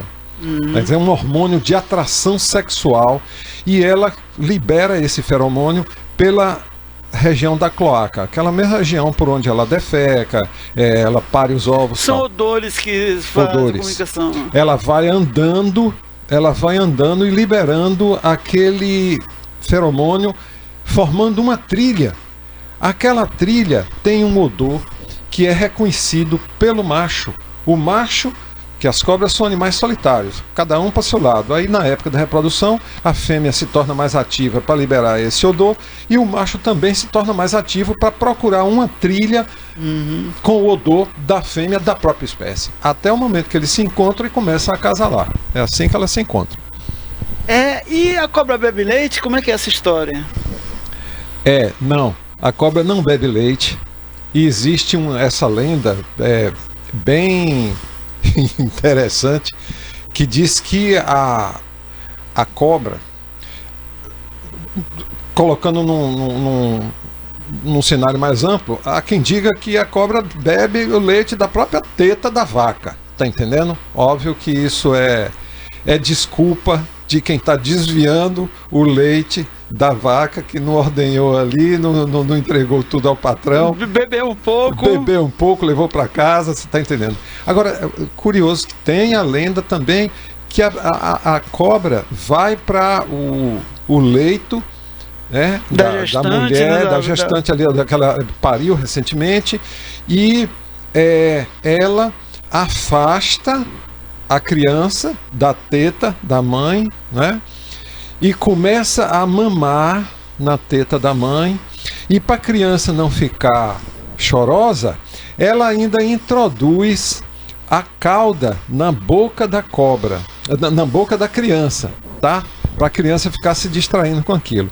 Olha, é claro que não tem sentido isso, porque, primeiro, as cobras são répteis, não são mamíferos, e elas não têm uma conformação bucal adaptada para fazer sucção de uma glândula, de um peito, do bico de um peito. Tá entendendo? Ela não tem a boca internamente, não tem maleável como a nossa boca, a língua, a bochecha, tudo preparado para a sucção. Ela não tem isso daí. Além do que, a boca da cobra, ela é coberta no céu da boca e por baixo por fileiras de dentículos. Sem contar que esses animais não têm controle interno de temperatura. Não é? Então a boca é fria, tá? Eu brinco quando eu ouço essas histórias que a gente está dando palestras, que eu vejo que tem às vezes mulheres, eu sei que já amamentaram, né?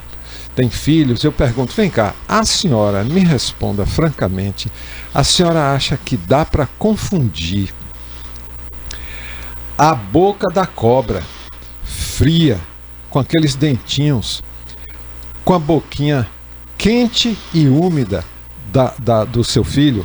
Aí ela pondera e vê que realmente não tem sentido. Outra coisa, não tem o menor sentido a criancinha acostumada com o bico do peito da mãe, quentinho e tal, aceitar em substituição a ele o rabo frio, duro de uma cobra na sua própria boca. Então realmente não tem sentido. E ainda tem a questão do bom senso, né? O risco de ser mordida pela serpente durante esse ato de sucção, né?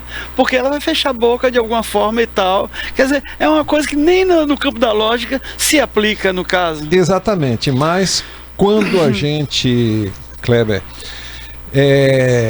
trabalha com essa questão do imaginário, aí a lógica desaparece. A gente viaja, né? Eu lembro dos meus tempos de criança lá em Borarema, criancinha de 5, 6 anos de idade, todo dia a gente terminava o jantar, a moça que trabalhava lá fazia a limpeza da sala ali, lavava os pratos e nos sentávamos, eu, minhas irmãs, na mesa, em volta da moça, e ela contava os causos de assombração. Aquilo era uma maravilha pra gente, tá entendendo? A gente gosta. Olha, Kleber, o ser humano tem uma característica. Ele gosta de mentir e adora ouvir mentira também. O ser humano é um ser político.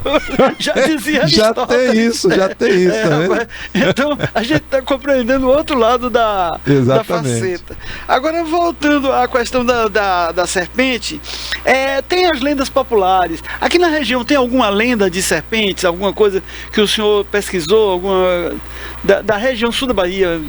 Não, especificamente daqui não tem, mas eu nunca me dediquei nos meus estudos especificamente à questão das lendas, mas é um tema interessante que vale a pena ser estudado. Agora, aqui na nossa região, nós temos uma cobra grande, que é o pico de jaca, tá? É a maior serpente peçonhenta das Américas. E é a mais venenosa daqui da região. É o acidente mais grave aqui na nossa região. Ela é uma cobra, felizmente provoca pouquíssimos acidentes, porque é um bicho que vive em florestas, né, onde a presença humana não é tão comum. É um bicho que é um bicho grande, é fácil você estar no mato ver, você não vai ser surpreendido para pisar perto dele, como pode acontecer com uma jararaca, que é um bicho bem menor. A distribuição do pico de jaca é assim, ela ocupa toda a floresta amazônica e ocupa aqui a Mata Atlântica, desde lá do Ceará até o norte do Rio de Janeiro. E a nossa região aqui, por conta dos cacauais, que vivem, é uma lavoura que lembra um pouco um tipo de floresta, eventualmente se encontra pico de jaca em alguns cacauais. O pico de jaca, quando ele se sente ameaçado, ele simula um bote, ele se enrodilha e fica com a cabeça elevada assim, né, botando a língua para fora, tal. Aquilo obviamente assusta quem encontrou ele e a pessoa sai correndo, tá entendendo? Pois bem, mas já ouvi várias vezes a história de que, rapaz, eu topei com pico de jaca. O bicho ficou em pé, na ponta do rabo, rapaz. Ainda me deu uma carreira. Quer dizer, um pico de jaca bailarino, né? Porque para ficar em pé na ponta do rabo, ela precisa ter muito vigor para isso, né? Isso não acontece. Um pico de jaca, por exemplo, Kleber, vamos dizer assim, que ele pode atingir 2 metros, 2 metros e pouco, ele faz uma rodilha, é uma cobra grande, e a cabeça dele vai ficar o quê? Uns 50, 60 centímetros acima do solo. Mas o bicho tem 2 metros, rapaz. Olha o tanto que falta para ele ficar em pé na ponta do rabo. Então, quem conta um conto aumenta um ponto e o medo amplifica, né, o que a gente viu. E o bote dela atinge quanto? 1 metro de distância? De um modo geral, se considera assim, que o alcance do bote das serpentes é na ordem de 1/3 do comprimento do próprio corpo. Então, por exemplo, uma jararaca de 1,5 metro, ela daria um bote de 50 centímetros. Uma exceção é o pico de jaca. Ele dá um bote de 50% do comprimento do próprio corpo. 1 metro, mais ou menos. Exatamente. Um pico de jaca de 2 metros poderia atingir uma pessoa que tivesse a 1 metro de distância. Agora tem uma serpente aqui da região que ela atacava as pessoas, batendo nas pessoas, dando chicotadas e tal. Tem essa essa conversa. O pessoal fala muito. É uma cobra verde também. Cobra verde, as cainanas, se dá chicotada e tal, ppp. Aí eu sempre procuro ponderar com as pessoas o seguinte: vamos pensar numa cobra temida, perigosa e temida aqui no Brasil. Vamos pensar no cascavel. Cascavel todo mundo teme, todo mundo respeita, porque é uma cobra venenosa e tal. Quando um cascavel pica alguém se aproximou, não ouviu o som do chocalho dele, se aproximou muito, aí pá, o cascavel estressado reagiu, se defendeu, picou. O que é que acontece com esse cascavel? A pessoa vai ali no mato, pega um pedaço de pau, taca ali na cabeça, deixa o cascavel lá morto e vai embora para o hospital tomar o soro, tomar o remédio, tá? Tudo bem. Isso acontece com o cascavel ou qualquer cobra venenosa. Veja só. Agora, o que é que ganha uma pobre de uma cainana que nem veneno tem, de estar com o negócio de estar dando chicotada na pessoa? Tinha essa lenda mesmo dos cacauás e tal. Mas tem que corre atrás, que dá chicotada, tá entendendo? Aí você falou nesse instante da questão da lógica. Na hora que você joga a lógica no meio, você não vê muito sentido, não. E Descartes, há 200 e tantos anos, quando escreveu o Discurso do Método, na primeira página ele disse que o do bom senso e a razão foi a melhor coisa que Deus dotou o homem para viver na Terra, sabe? E pouca gente aplica essa lógica, esse raciocínio. Com certeza. Agora tem a lenda da boiúna no Pará, que é uma cobra grande. Tem muito lenda de cobra grande, né? Tem a anaconda, que também é muito comum, inclusive até tema de filme, cobras assim que engolem barco, a zorra toda. Aquele tipo de cobra existe ou é lenda também? Olha, as maiores serpentes do mundo são a Piton reticulatus, que vive no sudeste asiático. Isso é uma cobra aí que chega aí a 11 metros de comprimento. Pense bem. Um poste de energia elétrica tem 10 metros. Então essa cobra tem o tamanho de um poste e mais 1 metro. E é venenosa? Tá? Não. Essa não é venenosa. Estou falando só no aspecto do tamanho. Tá? Aqui no Brasil, nós temos, no Brasil e outras regiões aqui da América do Sul, norte aí, a região amazônica, nós temos a sucuri, né? Que pode chegar aí a 6 metros ou mais. O Marechal Rondon, ele fez um relato e encaminhou esse relato para o o Instituto Butantan, em 1942, isso está dito aí nesse livro que você mostrou, dando conta de terem achado e mataram, acho que uma sucuri, cuja pele mediu 12 metros. Quando você retira a pele de um animal e vai medir, já não é a mesma medida como se ele tivesse, mesmo acabado de ser morto, medido no próprio corpo, tá? Então aí a medida da pele já aumenta um pouco mais o comprimento.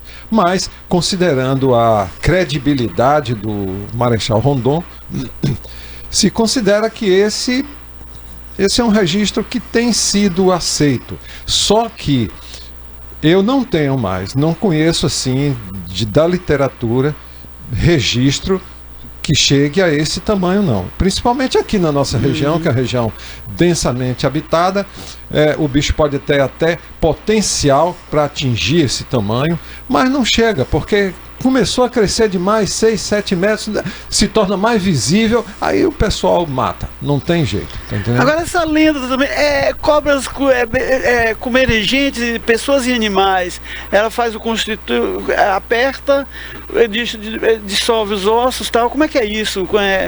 Isso ocorre quantos por cento de acidentes desse tipo ocorrem? Olha, no Brasil e no mundo? Eu não conheço aqui no Brasil nenhum registro, né, publicado de ataque de sucuri a seres humanos, tá?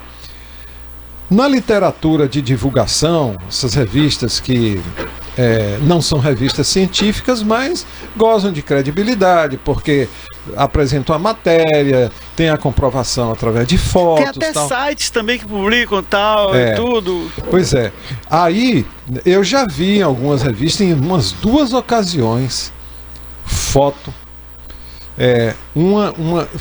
Eu vi uma ocasião, uma foto de uma Piton dessa reticulatus lá da Ásia, que tinha acabado de matar uma pessoa e estava se preparando para começar a engolir essa pessoa. Ela foi achada por um guarda-parque, ele matou a cobra, tá entendendo? E possivelmente ele quem deve ter feito a fotografia, tá?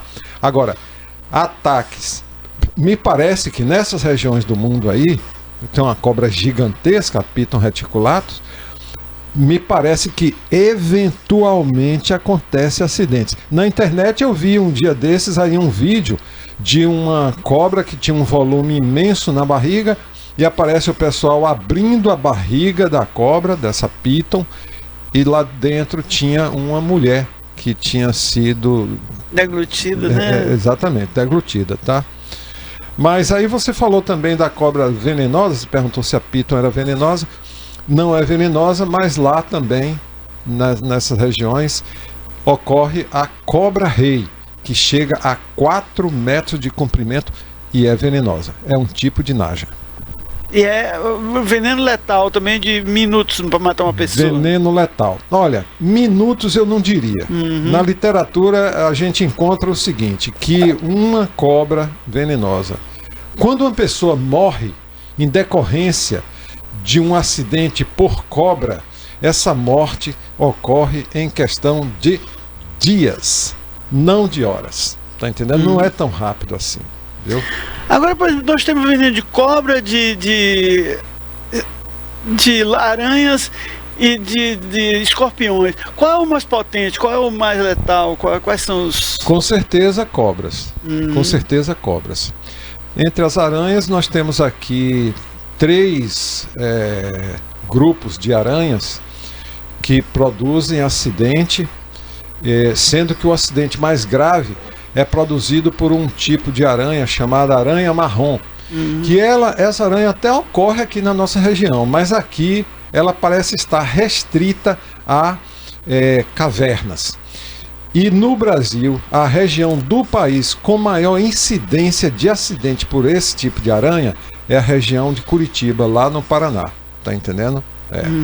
Agora, escorpiões, o acidente pode ser letal se atingir um idoso ou uma criança e eles não tomarem soro. Tá? Agora, por exemplo, a gente vive num país tropical, mas esse livro que a gente estava falando sobre as lendas e mitos, fala de lendas nos países nórdicos. O país nórdico tem serpente também e é venenosa ou é só cobrinha? Tem serpentes.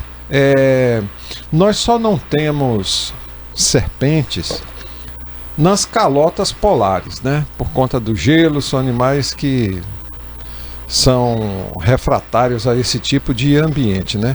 Agora, é claro, por exemplo, na Europa.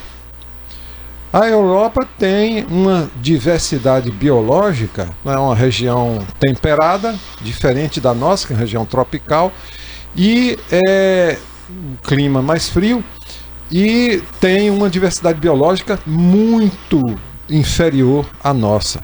Lá tem cobras venenosas também, mas a peçonha delas não é tão potente quanto a das nossas aqui não. Tá entendendo? Agora, para se fazer um apanhado para ver, rapaz, como é que começou esse negócio dessas lendas? Aí eu acho que teria que fazer uma investigação histórica mesmo, desde lá dos tempos dos primórdios, tá entendendo? E uma das regiões mais antigas do mundo é a África. E a África é uma região tropical, tá entendendo? Tem muitas serpentes peçonhentas lá, tá entendendo? Sabe-se lá como é que é o imaginário da pessoa que vive no continente africano, com tanta serpente peçonhenta, né? Agora eu tenho a impressão que antes da colonização, depois da descoberta da América e da colonização dos países africanos, antes da colonização, a maioria das culturas africanas eram ágrafas, né? Não tinha escrita. E isso está sendo resgatado hoje por cientistas, por professores, por trabalhos acadêmicos, inclusive, até de brasileiros. Agora, por exemplo, tem a lenda da boiúna, no Pará, que é uma serpente gigantesca que vive no subsolo de Belém e que provoca tremor de terra. Diz que o tamanho dela vai da catedral até o lugar onde tem o Círio de Nazaré. Isso é verdadeiro? Não. Não, com certeza não. Com certeza não. E quem é, né? Quem é o brasileiro que nunca ouviu falar essa palavra boiúna, não é? Cobra norato, essas entidades, digamos assim, mitológicas, né? Eu particularmente queria até abordar um assunto aqui, Kleber. Eu trabalho com pesquisa científica, mas uma coisa que me dá muita satisfação é o contato com a sociedade, com as populações, especialmente da zona rural, ouvindo deles as histórias, os causos, você está entendendo? Eu pediria permissão. Não, pode falar, você tem autoridade para falar, você pode falar para relatar uma coisa que eu ouvi e depois fazer umas considerações. Um relato, eu estava dando uma palestra, terminei de dar uma palestra lá na região de Ubaitaba. É um grupo pequeno de pessoas, assim, umas 15, 20 pessoas. Tinha muita gente jovem, assim, na faixa de 20 anos e tal. E tinha uma senhorazinha já lá beirando os 70 ou até um pouco mais. Ela levantou, pediu a palavra e disse: eu queria falar uma coisa, eu sou lavadeira.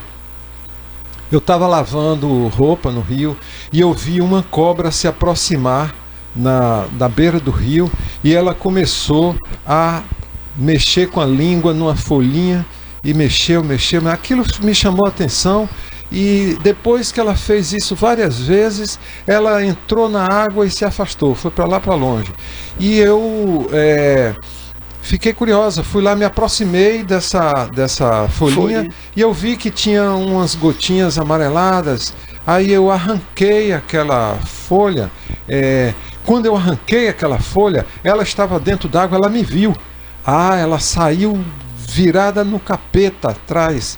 Aí eu saí correndo com aquela folha na mão, tropeça daqui, tropeça dacolá. Ela só me deu sossego depois que eu joguei a folha fora. Eu estava em pé fiquei, balançando a cabeça assim.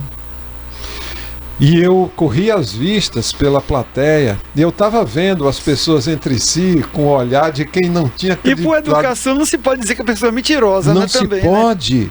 E uma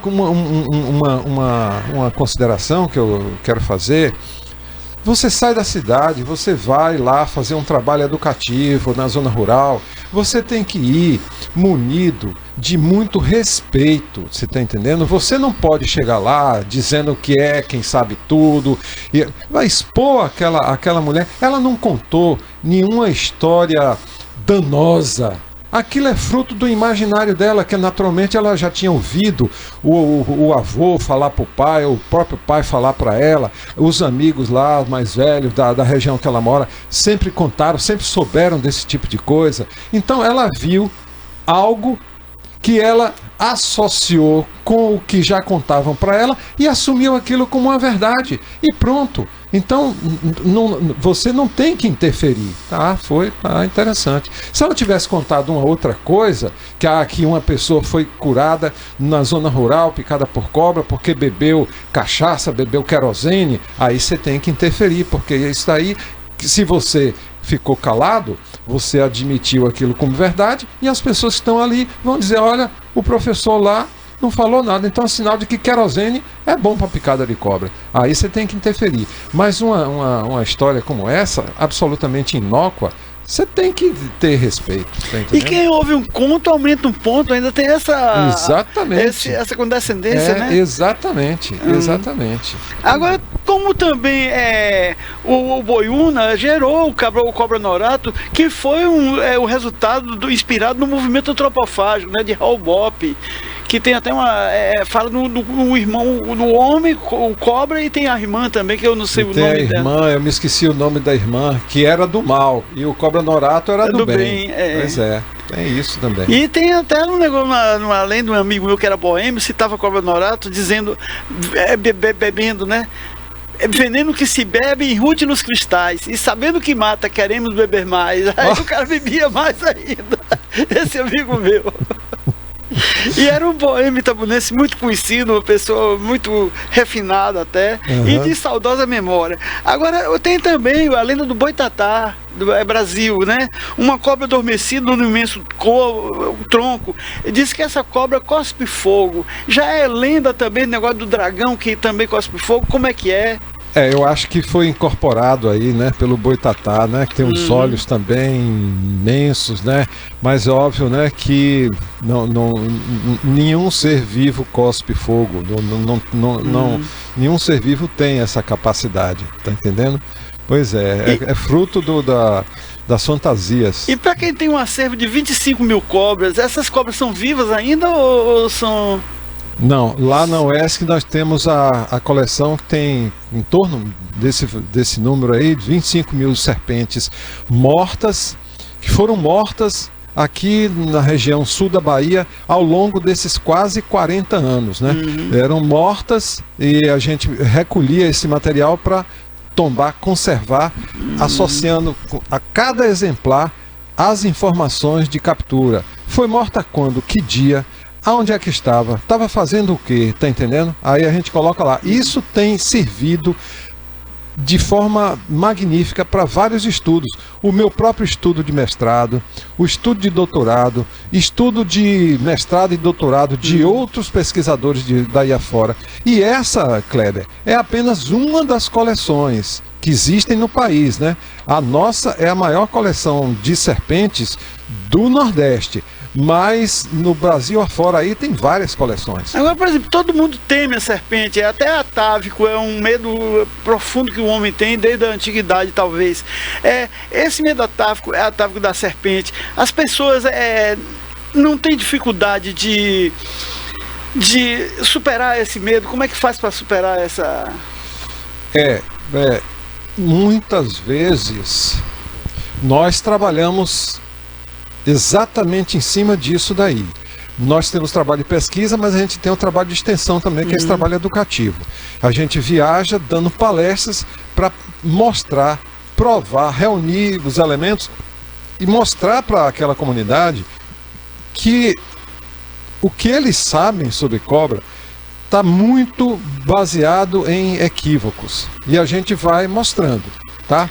E a gente às vezes usa também uma cobra viva para aproximar a pessoa do animal. Então, olha, toca aqui, porque a pessoa tem a ideia de que a pele do bicho é carrascuda, é gosmenta, tal, tá entendendo? É úmida, né? É úmida, tá? A gente trabalha muito nesse sentido. Agora, existem situações, Kleber, que aquele medo, além do medo que ser natural em boa parte da população, né? Falar em cobra, ai meu Deus do céu, não quero nem ver. Tem gente que não quer nem ver a fotografia. Não, olha que cobra bonita aqui. Eu não quero ver. Tem gente que age assim, tá entendendo? Eu tenho uma amiga que tem medo de gato, rapaz. Se a mulher ver o gato, tá arriscado. Mas sabe o que é que pode ser isso, Kleber? Da mesma forma que cobra ou outros animais, algum episódio que a pessoa vivenciou que traumatizou. Eu tive um estagiário que ele tinha pavor à lagartixa. E ele conta como é que começou isso. Ele estava se preparando para deitar, criancinha, sem blusa, deitou na cama, uma lagartixa se desprendeu do teto e pô, bateu no peito dele. Pronto, a partir dali ele queria ver o cão, não queria ver a lagartixa, tá entendendo? Trauma explica aí muita coisa. Agora, desse acervo de nomes de cobra, boitatá, existe essa cobra também ou não? É lenda, só a lenda? Ah, só lenda, só lenda. Né? Certamente, talvez precisa ver a origem da lenda, a origem da região geográfica. Foi onde? Foi na Amazônia? Provavelmente a sucuri talvez possa ser considerada como o elemento que deu origem, a menos que essa história seja de outra região, tenha vindo de outra região. Eu estive vendo na internet sobre uma serpente na China com cabeça humana em Nanjing. Essa serpente com a cabeça humana é uma lenda também popular que a serpente também tinha a ver com gente e tal, tudo. Mas essa lenda da China, eles fizeram escultura, né? A escultura que eu vi, a foto. Tem essa simbiose ser humano-serpente, alguma coisa assim, tipo o lobisomem, que a pessoa vira lobo, tal, vira homem e tal. Tem alguma lenda assim? Não. Pelo menos assim. Bom, eu não sei. Aí precisaria dar uma investigada aí nesse livro do professor Visoto, para ver se em alguma região do mundo tem uma lenda que dê amparo a esse tipo de coisa aí. Aqui no Brasil, com certeza não, tá? Cobra para um lado, ser humano para outro. Agora tem as lendas aqui também dos índios brasileiros. Tem alguma lenda de cobra dos índios brasileiros? Eu acho que boa parte, talvez, dessas lendas, talvez, a gente tenha herdado dos nossos irmãos indígenas, né? Talvez, mas não posso afiançar. Eu não sabia também que os índios americanos também, como está no livro aí, tinham lendas de serpentes, né? E no México, na região América Central, tem a serpente emplumada, a lenda da Quetzalcoatl, um símbolo de energia vital e que é venerado. Estava até naquelas pirâmides que eles fizeram, os astecas, os maias e tal, e tinha forma. No México era muito divulgada isso aí. Como é que é? O senhor conhece alguma coisa dessa lenda? Não, eu não conheço nada sobre essa lenda. Agora, com certeza, Kleber, as serpentes, acho que desde os primórdios lá das civilizações, sempre existiram, né? Seres humanos também, e o encontro entre os dois seria inevitável. E tem um momento acho que até já cheguei a comentar com você em algum momento, da biologia das cobras, que esses animais passaram a ser considerados sagrados por algumas civilizações. Por quê? Porque existe um momento da biologia das cobras, que é aquele momento da troca de pele. As cobras fazem troca de pele periodicamente, né, para elas garantirem o crescimento do próprio corpo, porque o corpo cresce até um ponto, o corpo vai crescendo continuamente, mas a pele acompanha o crescimento do corpo até um momento. chega num determinado ponto, a pele para de crescer, não cresce mais. Nesse momento é necessário a cobra formar uma nova pele por baixo para garantir a continuidade do crescimento do corpo. E aí, o que é que acontece nesse momento? Ela se recolhe, tá? Ela forma, o corpo dela forma uma pele nova por baixo daquela pele velha. Depois que a pele nova está completamente formada, ela secreta, ela produz uma substância leitosa que se espalha entre a pele velha, que é a que ela está usando, e a pele nova que ela formou embaixo. Nesse momento, essa substância acaba deixando o corpo da pele opaco, sem brilho, tá? Depois de mais alguns dias, ela sai do abrigo dela, começa a se esfregar por algum lugar onde tem alguma saliência, reentrância e tal, para ela rasgar aquela pele e a pele começa a sair toda, como a gente faz quando tira uma meia. Aquela pele sai toda pelo avesso, tá? Agora pense bem, o que é dessas civilizações aí que tenha visto aquele bicho sem cor, opaco, morto praticamente, e de repente o mesmo bicho ressurge daquela pele feia e opaca com colorido vivo e brilhante. Então aquele bicho ressuscitou, ele morreu e depois renasceu. Esse processo dura quantos dias? Em torno de uma semana, por aí. Por aí. Aí a cobra fica como em estado vegetativo, não come, não anda, não faz nada. Não come, não anda e fica mais vulnerável a predadores, tanto que ela se recolhe em abrigos. Ela não fica exposta, nem andando para lá e para cá, não. Ela se recolhe, porque ela está naquele momento da fisiologia dela, um momento especial, tá entendendo? Ela precisa se preservar. Seria uma grota, uma caverna, um buraco embaixo de um pau ou dentro de um tronco podre, tá entendendo? Caído lá na mata, tá entendendo? É assim que ela faz, tá entendendo? E depois, quando ela ressurge, pronto, ela sai, tira a pele, pronto, aí retoma sua atividade normal. E com todo o brilho que ela sempre teve, as cores vistosas, tá entendendo? São momentos bem distintos, né? Assim, ela opaca, feia, sem brilho, e depois com a pele já solta, com as cores bem vívidas. E as pesquisas por exemplo, o captopril já foi resultado a gente até já falou isso na outra entrevista, das pesquisas para pressão arterial, né, com bons resultados. E na pesquisa do câncer, o que já se tem nesse sentido, usar o veneno da cobra para o combate ao câncer? Não tem, que seja do meu conhecimento, não tem, tá?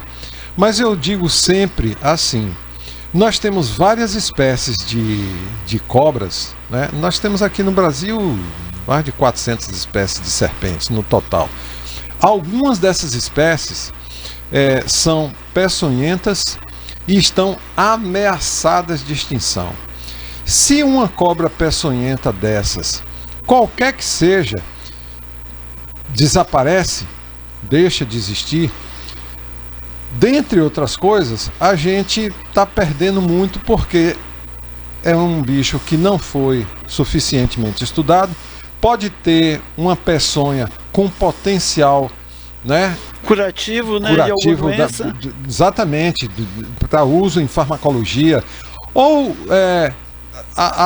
veja, a hipertensão arterial não é uma doença complexa. Já existe um medicamento produzido a partir dos estudos, como você falou aí, o captopril, a partir dos estudos com veneno da jararaca. Agora imagina doenças mais complicadas, como o mal de Parkinson, o Alzheimer, alguns tipos de câncer, se descobrir que foi descoberta a cura a partir de estudos no veneno de uma dessas aquela serpentes. Enzima, né? Não é? Exatamente, tá entendendo? Então, a gente tem que zelar muito por esse patrimônio biológico que a gente tem. Agora tem também o seguinte, nós temos também o impacto da ação humana no meio ambiente, devastação e tudo. Isso afeta também a flora e a fauna. E o desaparecimento das serpentes indicaria o que numa situação dessa? Que predadores estariam soltos para atacar o homem e tal? Olha, nossas serpentes peçonhentas, em sua grande maioria, elas se alimentam de ratos, tá? Não são apenas as serpentes peçonhentas que se alimentam de ratos, não.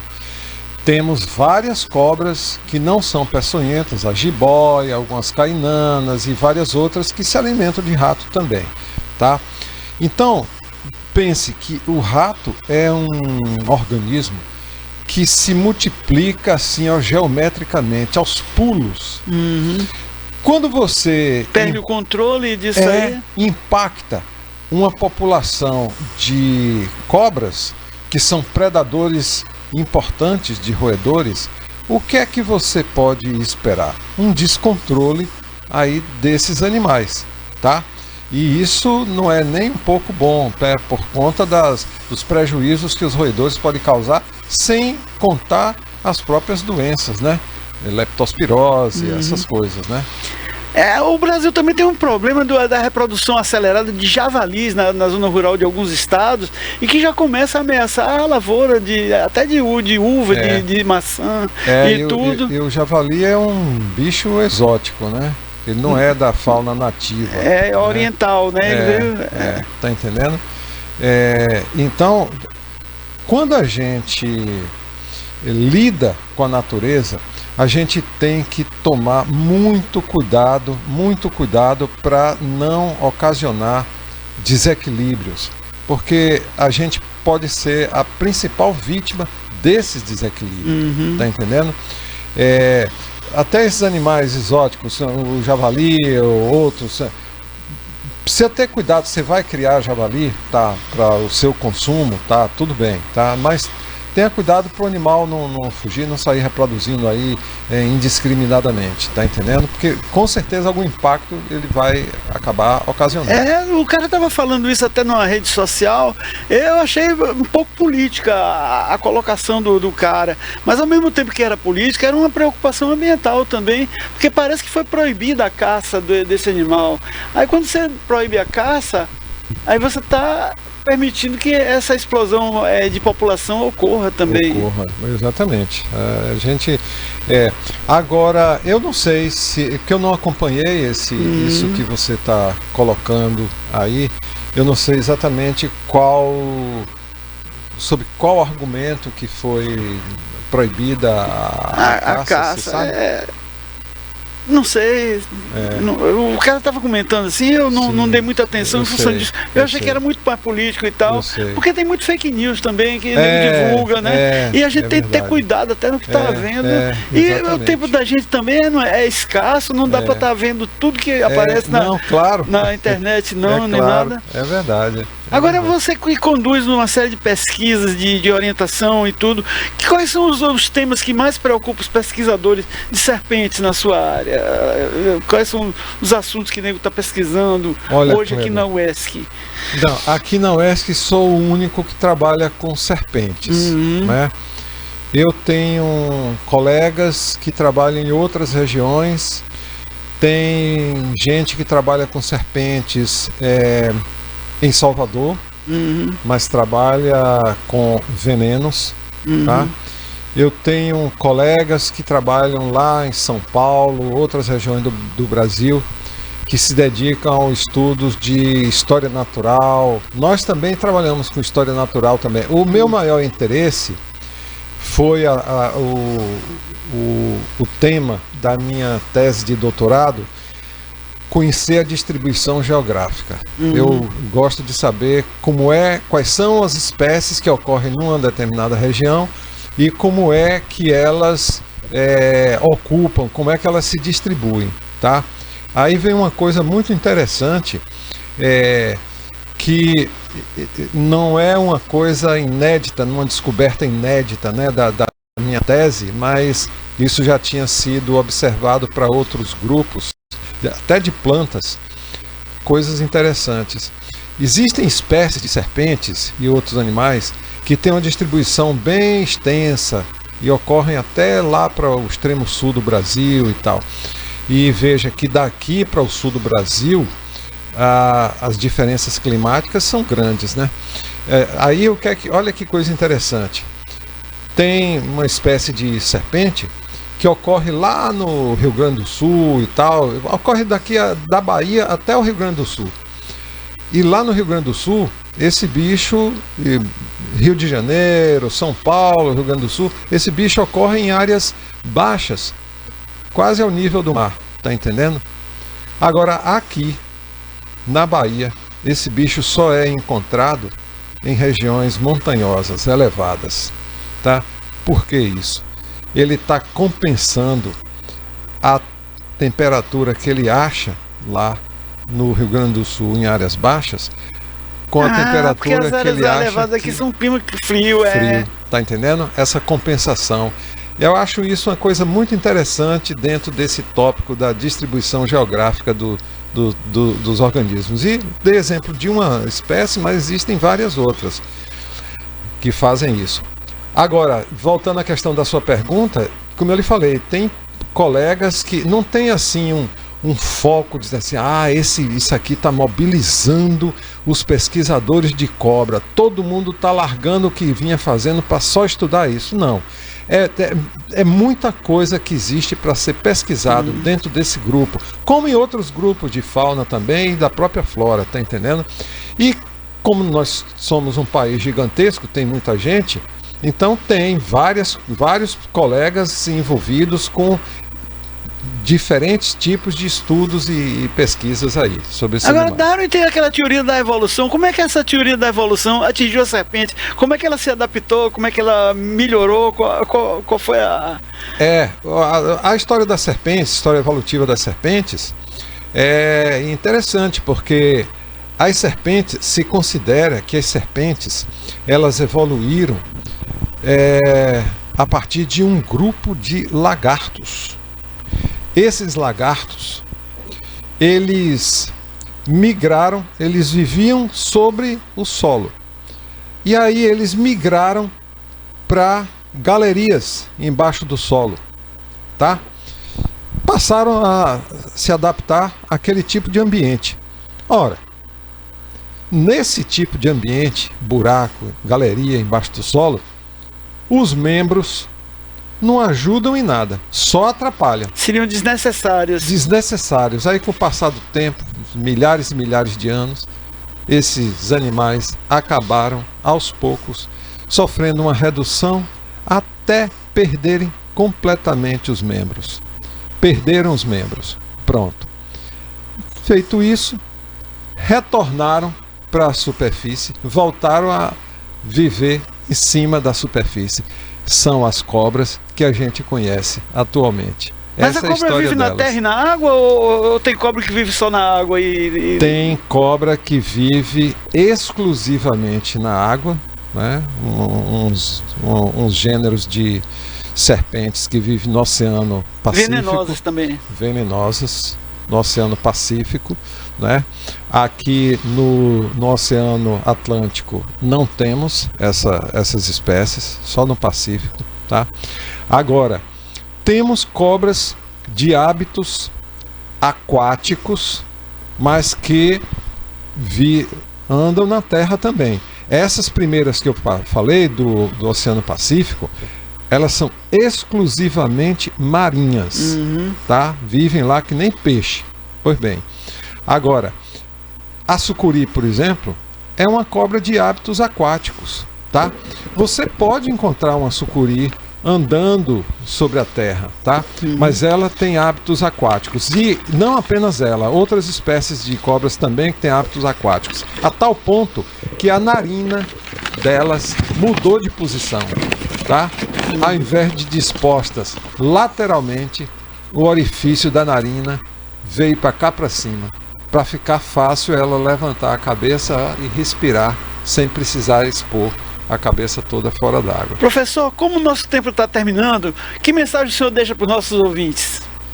Olha, procurem ler. A gente tem folders que a gente distribui pela região falando das lendas, tem folders que a gente mostra as cobras peçonhentas da região, mostrando como diferenciar a cobra peçonhenta de não peçonhenta. Procure na literatura, procure na internet livros ou trabalhos científicos que falem sobre cobras, e quando tiverem a oportunidade da gente estar por perto para dar uma palestra, compareçam e façam todas as perguntas para tirar todas as dúvidas que vocês tiverem, tá? O homem, nós temos a nossa inteligência, não é para ficar parada lá, é para ser exercitada, tá? Para a gente usar as nossas informações e transferir essas informações para outras pessoas que não tiveram acesso a esse conhecimento. Muito obrigado, professor. E agora vou deixar duas recomendações. Um filme, Quando os Sinos Tocam, de Joshua Henke, sobre a vida do poeta Henry Longfellow. Que teve uma tragédia pessoal, a mulher dele morreu queimada e o filho dele foi para a Guerra de Secessão e acabou baleado. E essa tragédia pessoal, ele deixou de escrever poesias, que ele foi um autor muito pródigo de textos poéticos e tudo, e deixou a poesia de lado. E voltou depois, ao reencontrar com a fé em Deus, que ele voltou a acreditar, e na fé, na literatura e na invenção. Já o livro dessa semana é esse, A Noiva da Cidade e o Selvagem Coração da Vida, de Carlos Caê. Uma história de uma mulher muito bonita que deixou a família para viver os seus sonhos e acabou se frustrando. Um texto interessante e que pode ser lido. Um abraço, bom fim de semana. Obrigado.